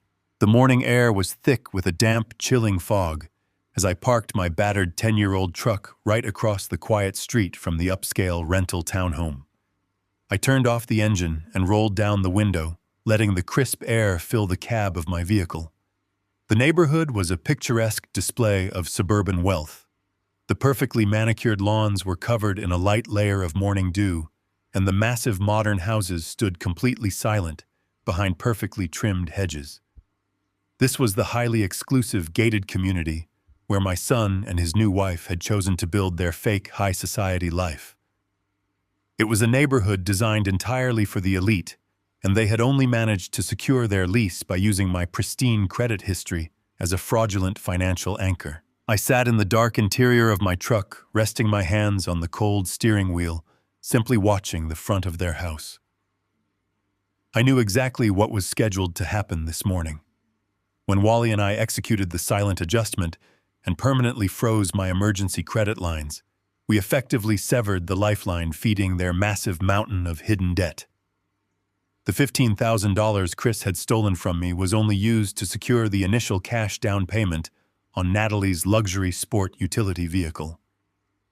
The massive recurring monthly lease payments were directly tied to the automated drafts I had officially canceled. High-end automotive dealerships do not operate with patience or leniency when dealing with subprime borrowers.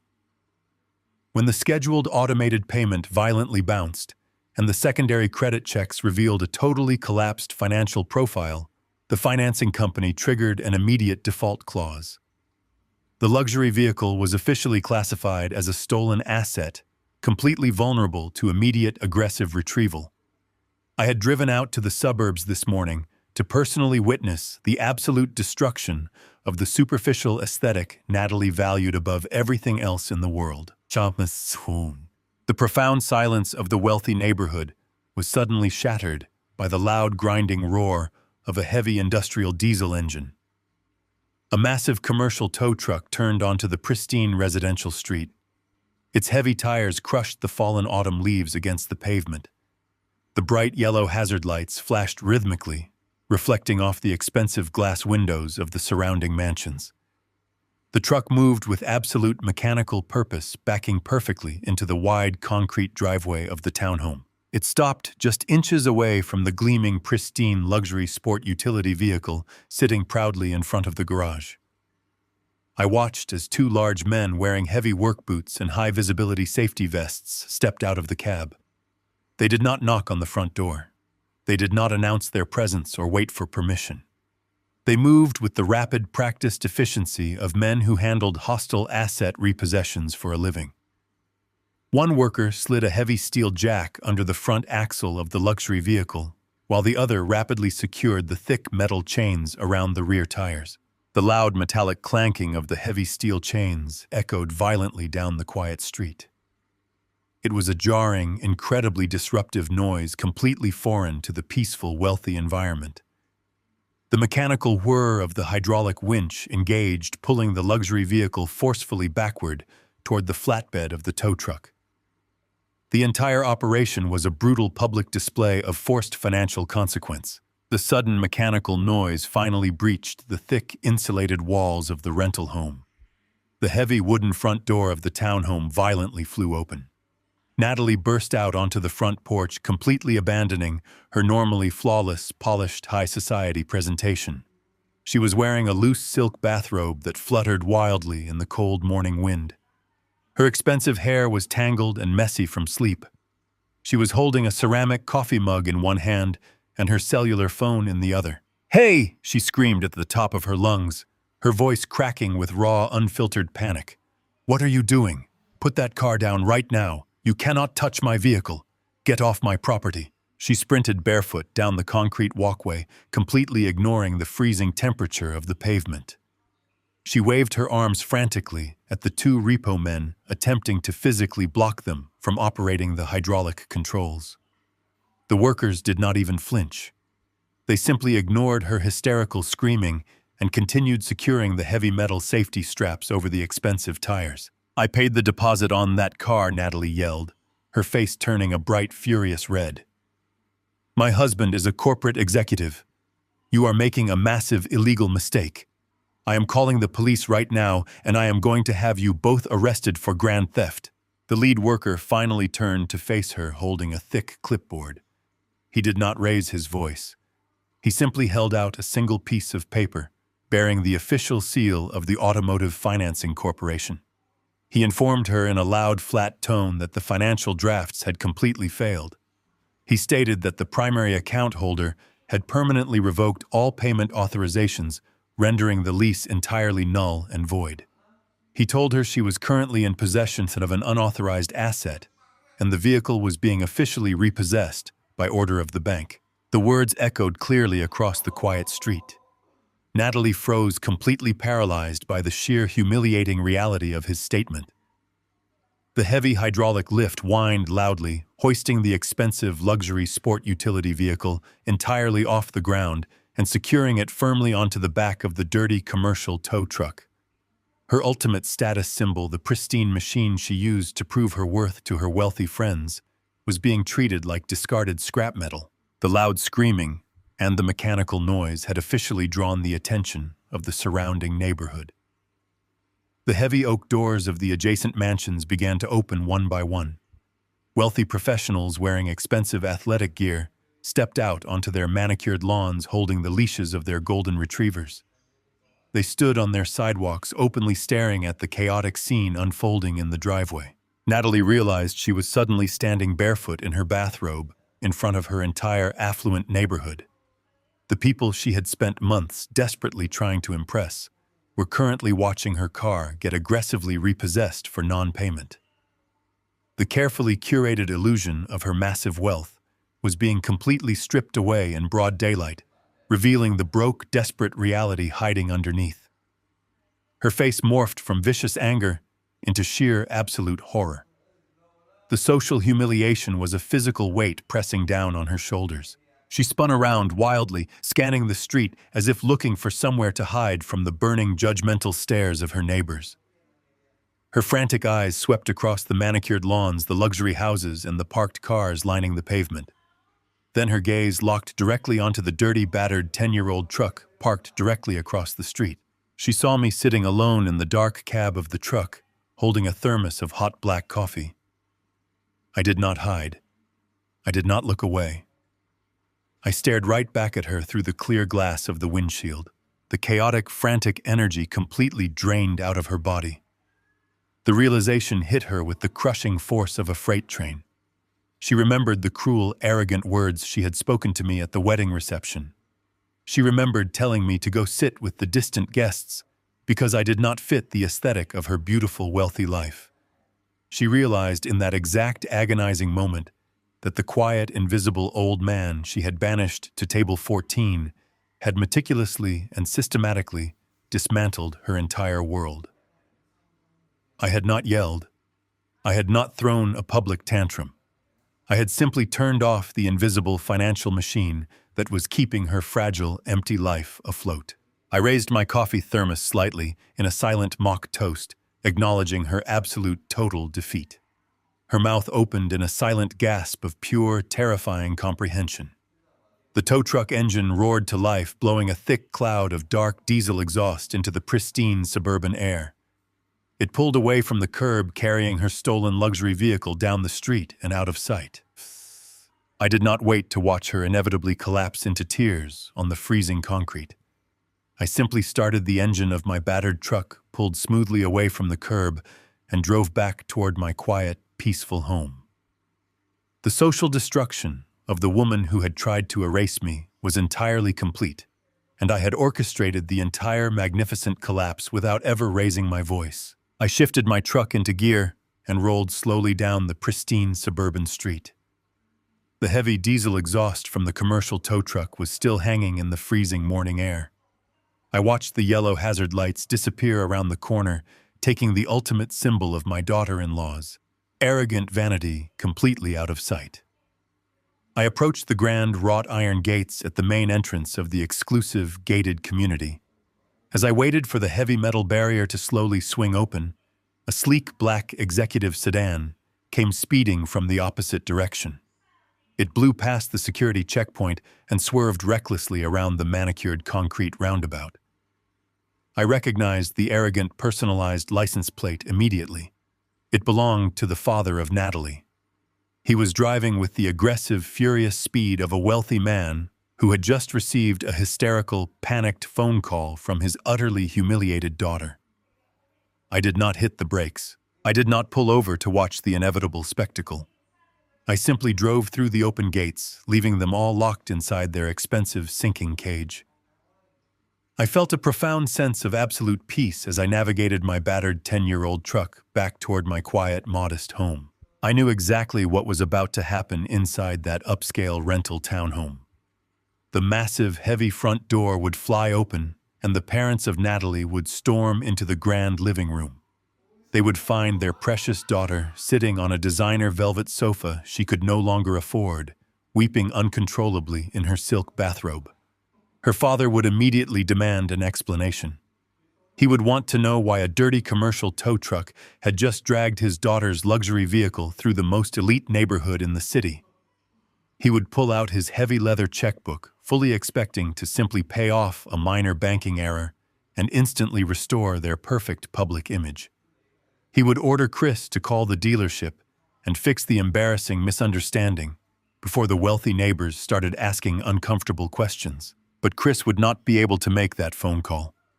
Chris would be standing in the center of the massive living room, completely paralyzed by the overwhelming, crushing weight of the criminal fraud indictment resting on his kitchen counter. He would look at the arrogant, wealthy man who stood on a stage just 30 days ago and took full public credit for a magnificent wedding I had entirely funded.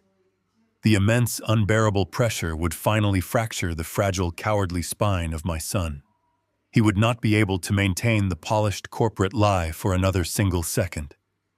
The absolute terror of impending felony charges and total career destruction would force him to finally break down and confess absolutely everything to his wealthy in-laws. He would stand there shivering and tell the parents of Natalie that there was no hidden corporate wealth. He would admit that his massive executive salary was entirely consumed by suffocating revolving credit card debt and predatory high-interest personal loans. He would confess that the spectacular $150,000 wedding reception was not a product of their elite success, but a lavish, generous gift entirely funded by the invisible old man they had so cruelly banished to table 14. He would look the father of Natalie directly in the eyes and admit that the tropical honeymoon in Bora Bora was a complete sham and that the money was actually stolen from my secure emergency medical fund just to lease the luxury sport utility vehicle that had just been aggressively repossessed. The father of Natalie would slowly stop writing the check. The mother of Natalie would stare at her crying daughter in absolute horrified disgust. The cold, devastating reality would wash over the wealthy older couple in a matter of agonizing seconds. They would realize that the entire flawless marriage was a pathetic, hollow financial sham. They would realize their beautiful daughter had legally tethered herself to a broke, desperate fraud, and that their own pristine high society reputation was now permanently tied to an impending federal criminal investigation. Natalie would desperately beg her father to clear the massive debts to save her from the horrific social embarrassment of a public eviction and a ruined credit profile. She would plead with him to write a check to replace the stolen $15,000 so I would drop the felony wire fraud charges against her husband. But the father of Natalie would slowly put his heavy leather checkbook back into the inner pocket of his tailored suit. He would look at the pathetic, weeping couple with nothing but pure, unadulterated contempt. He would refuse to bail them out. He would tell his daughter that he would not spend a single dime of his hard-earned wealth to to protect a couple of reckless, lying thieves. The parents of Natalie would turn their backs and walk out the front door, abandoning their daughter to the brutal, devastating consequences of her own boundless greed. The heavy front door would slam shut, leaving Chris and Natalie completely alone in the massive, expensive rental home they were about to lose forever. The toxic alliance, built entirely on superficial vanity and stolen money, would violently and permanently collapse. Chris would turn on his wife, his face twisted in raw, furious panic. He would scream that her relentless obsession with luxury and high society aesthetics was the exact reason he was currently facing felony wire fraud charges. He would blame her for pushing his father too far, for demanding the imported white orchids and the luxury private spa day, and for treating the only man who truly supported them like complete garbage. Natalie would scream right back at him, her voice cracking with vicious hatred.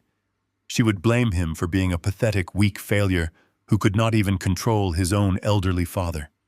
She would curse him for dragging her into a life of fake wealth and empty promises.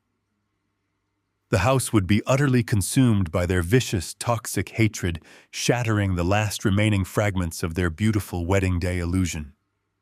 They would finally realize that they had completely destroyed their own lives just to impress people who did not genuinely care about them at all. Miles away, I was sitting comfortably on my quiet wooden porch, drinking a fresh cup of hot black coffee.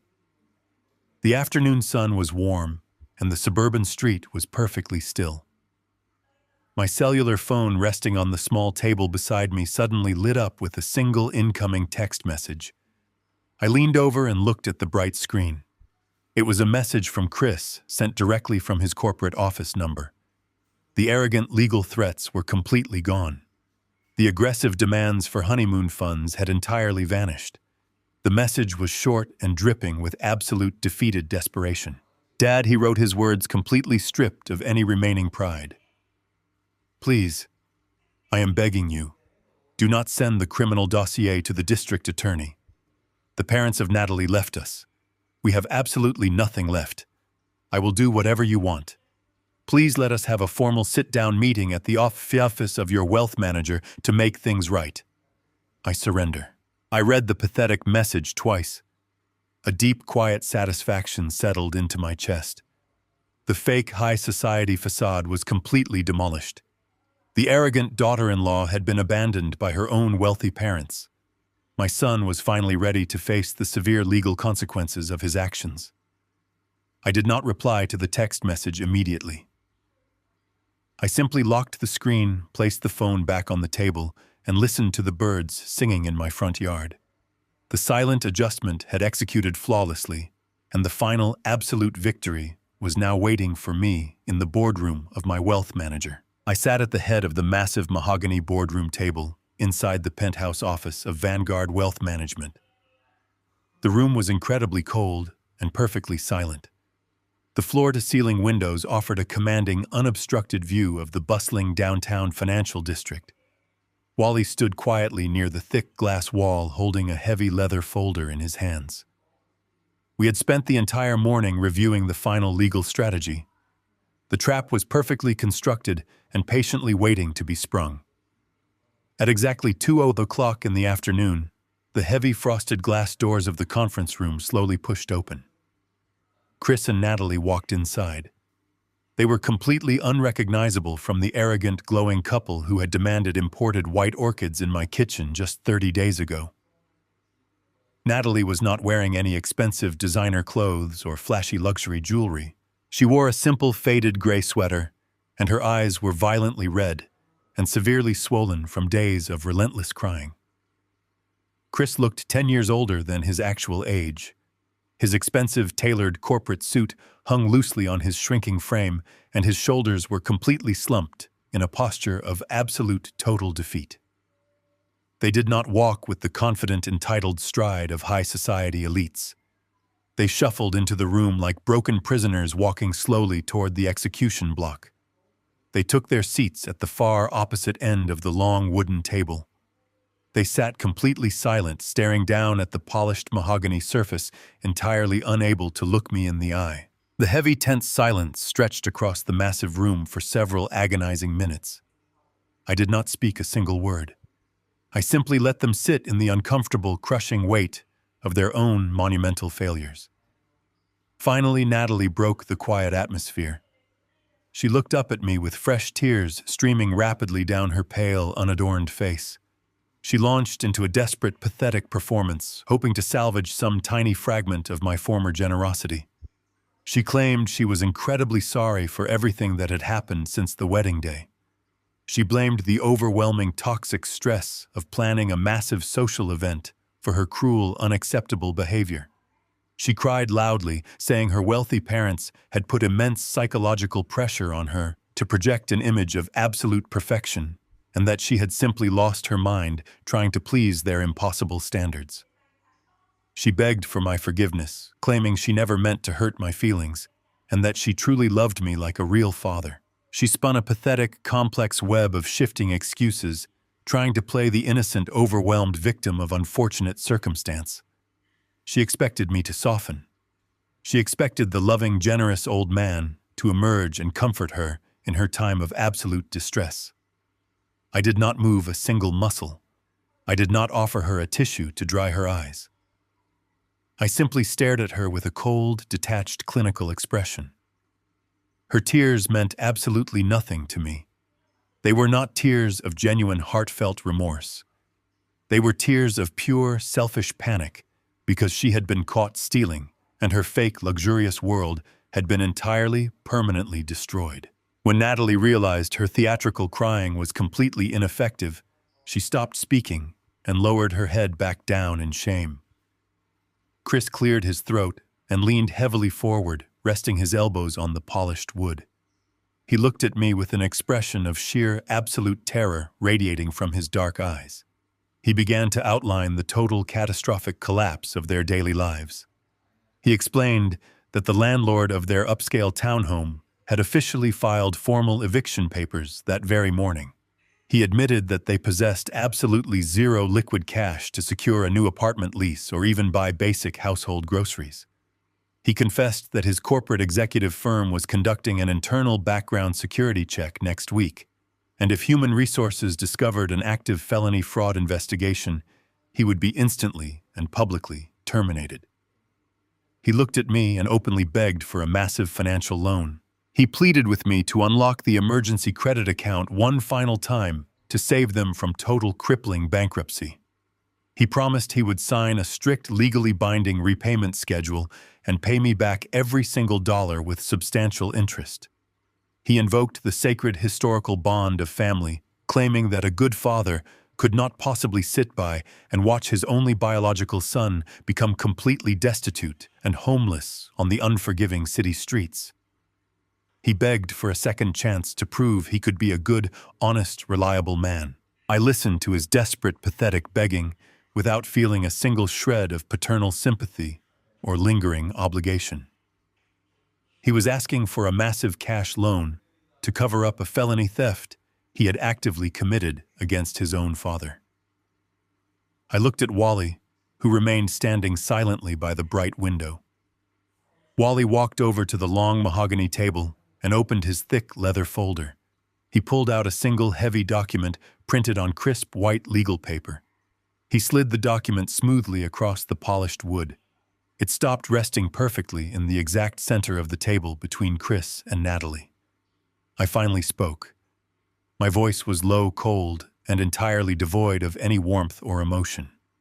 I told Chris that I was not a commercial bank, and I was absolutely not offering them any kind of financial loan or temporary bailout. I explained that the document resting in front of them was an ironclad, legally binding contract. I told them I was willing to withhold the comprehensive criminal dossier from the city district attorney. I was willing to permanently drop the felony wire fraud charges and save him from a guaranteed lengthy prison sentence. But my silence came with an absolute non-negotiable price. In exchange for their continued freedom, they were required to legally and irrevocably sign away any and all future claims to my estate, my properties, and my entire accumulated wealth. Chris stared at the heavy legal document in absolute horrifying disbelief. He read the precise, ruthless language drafted by my elite corporate attorneys. He realized that this contract would permanently sever his status as my legal beneficiary and direct heir. He would never receive another dime of my money while I was alive, and he would receive absolutely nothing when I inevitably passed away. Natalie let out a soft, desperate gasp as she read the severe terms of the agreement. They had spent months manipulating, lying, and stealing in order to secure a massive early inheritance, and now they were being brutally forced to legally surrender that exact inheritance forever. Chris looked up at me, his eyes pleading wildly for a different, softer solution. He asked if there was any other possible way to fix this massive disaster without losing his birthright. I simply shook my head with absolute finality. I told him he had exactly two choices available to him today. He could sign the document right now and walk out of the glass building a free but entirely broke man. Or he could refuse to sign the contract, and I would personally hand the red highlighted bank ledgers directly to the federal authorities before the sun went down. The ultimate reality of their bleak situation completely crushed whatever tiny amount of arrogant pride they had left remaining in their bodies. They possessed absolutely no leverage in this boardroom. They had no wealthy, supportive parents left to rescue them, and no secret emergency accounts left to drain. They were completely, entirely trapped in a cold, legal cage built entirely from their own boundless, unchecked greed.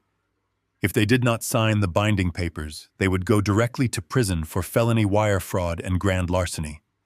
They would lose their lucrative careers, their personal freedom, and their remaining social dignity in a brutal, highly public criminal trial. Chris reached across the wide table with a severely trembling hand and picked up the heavy brass pen. He did not attempt to say another word in his own defense. He simply signed his name on the dotted line, surrendering his entire financial future to avoid the devastating criminal consequences of his immediate past. He handed the brass pen to Natalie. She signed her name with a violently shaking hand, her tears falling silently onto the crisp legal paper and smudging the blue ink. They pushed the signed contract back across the mahogany table in a bitter, utterly defeated silence. They had tried to banish me to the dark shadows of Table 14 to hide my existence from their elite country club friends. Now I had officially legally banished them from my entire financial empire, ensuring they would never touch a single cent of my hard-earned wealth ever again. The signed contract rested on the mahogany boardroom table. It was over. The legal ties between my son and my accumulated wealth were permanently, irrevocably severed. I watched Chris and Natalie gather their things in utter silence. They did not look back as they walked out the heavy glass doors of the law firm. They were walking into a future entirely built by their own hands, completely stripped of my secret subsidies.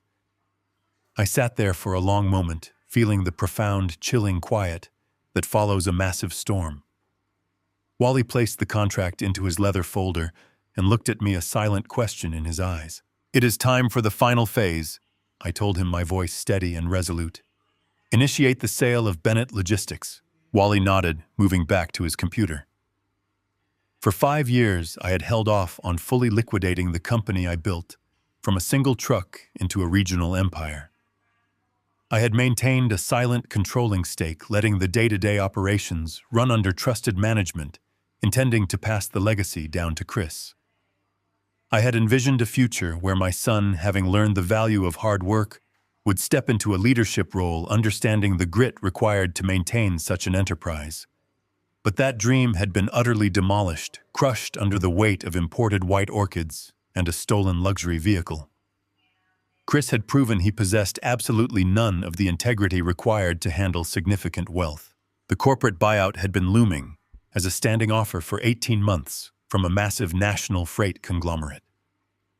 The negotiations took less than a week. The buyers were incredibly eager to absorb my regional routes and my fleet of well-maintained vehicles. When I finally signed the closing documents, the transfer was swift. An 8-figure sum was deposited directly into my newly secured, impenetrable private accounts. The transaction was a staggering validation of 40 years of grueling, relentless labor. But I felt no desire to hoard it. "Wally," I said during our final meeting regarding the sale, "I want to establish an irrevocable charitable trust. the Bennett Foundation for Youth Advancement. Wally looked up from his notepad, his expression reflecting deep, profound respect. He understood immediately. I outlined the strict parameters. The entirety of the 8-figure sum from the company sale would be transferred into this trust. The foundation would provide full-ride college scholarships, vocational training grants, and mentorship programs for underprivileged teenagers in the city. It would target kids who, like I once was, had the drive and the ambition, but lacked the financial safety net to launch their lives. Kids who would understand the value of a dollar earned through sweat rather than a dollar stolen through deceit. The legal structure of the trust was absolutely ironclad. It was designed to be completely impenetrable, shielded by layers of complex corporate law. No single individual, not even myself, could dissolve it or redirect the funds once established.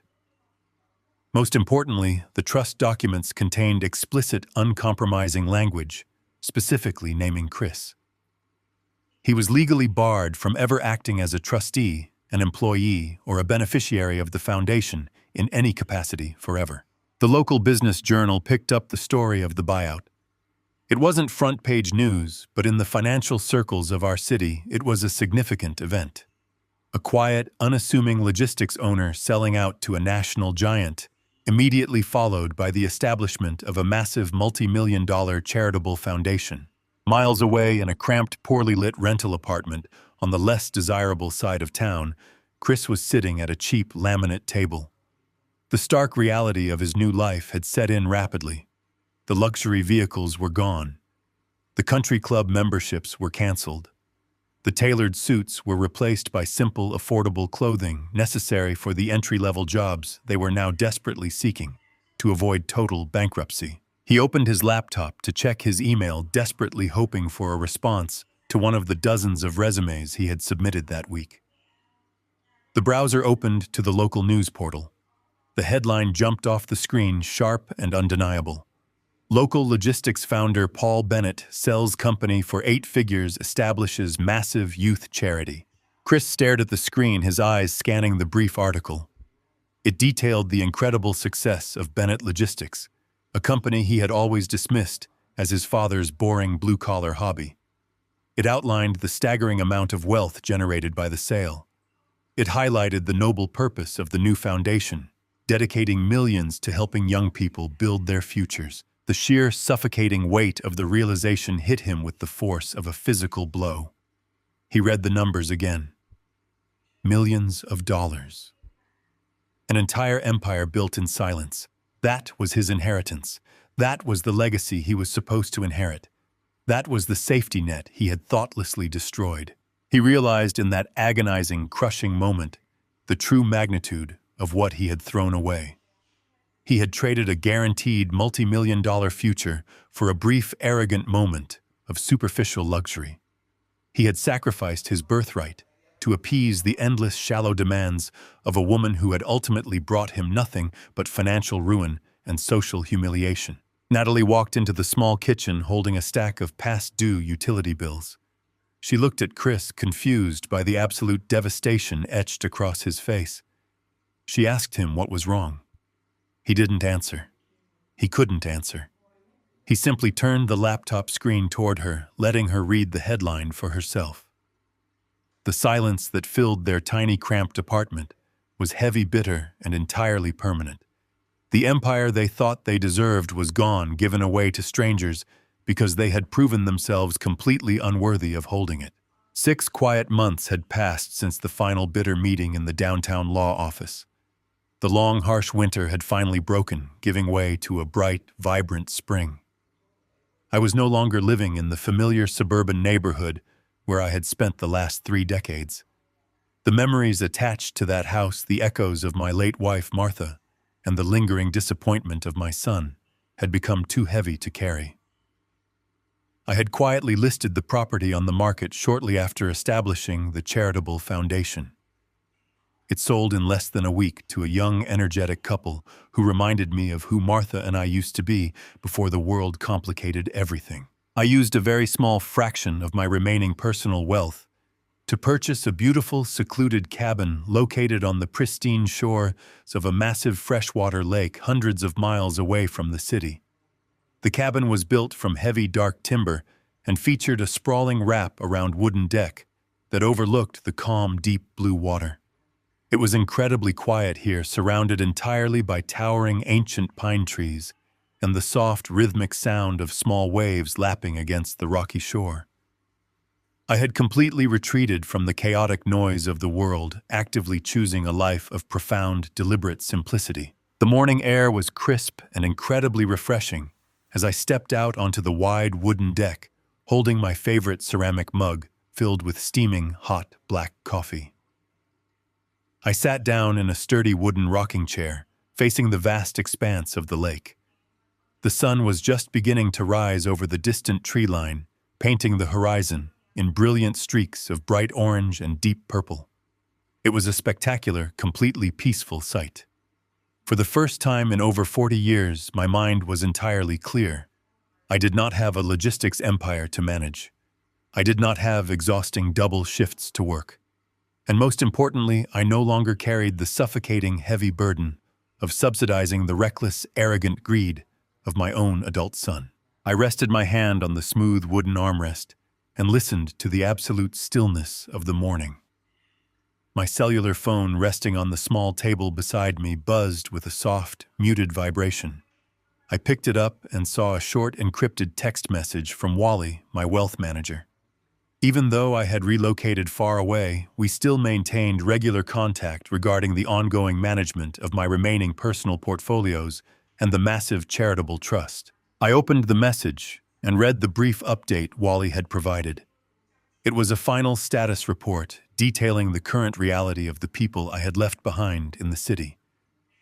The information was stark factual and entirely predictable. Chris and Natalie were officially permanently separated. The fragile, toxic alliance they had built entirely on a foundation of fake wealth and stolen money had completely, violently collapsed under the crushing, undeniable weight of severe poverty. Without the invisible safety net of my emergency credit lines, and without the stolen cash to fund their luxurious lifestyle, they had absolutely nothing left to hold their relationship together. The report confirmed they were both severely drowning in a massive, inescapable ocean of high-interest debt.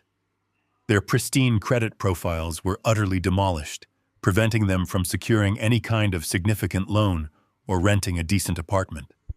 Chris, having barely avoided a felony wire fraud conviction by signing away his entire inheritance, was completely terrified of human resources, discovering his near-criminal past.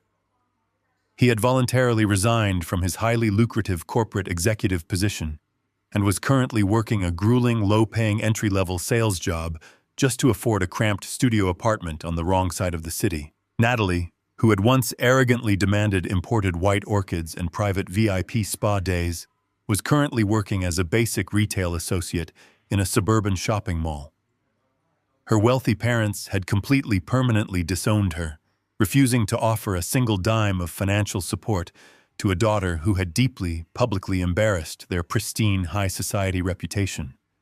They were both trapped in the exact miserable, broke reality they had fought so viciously to avoid. I sat back in my rocking chair, letting the cool morning breeze wash over my face. I read the devastating update a second time, absorbing the absolute finality of their situation. A younger, less experienced man might have felt a massive surge of vindictive triumph. He might have laughed out loud at the profound, pathetic misery of the arrogant woman who had told him to go sit with the distant guests. He might have felt a cruel, satisfying pleasure, knowing his cowardly son was currently suffering the exact brutal consequences of his own boundless greed. But I did not feel any triumphant joy. I did not smile a cruel, wicked smile or pump my fist in the air. I simply felt a quiet, heavy sense of absolute closure. The anger and the bitter resentment that had burned so brightly inside me 6 months ago had completely burned out, leaving behind a landscape of cool, clean ash.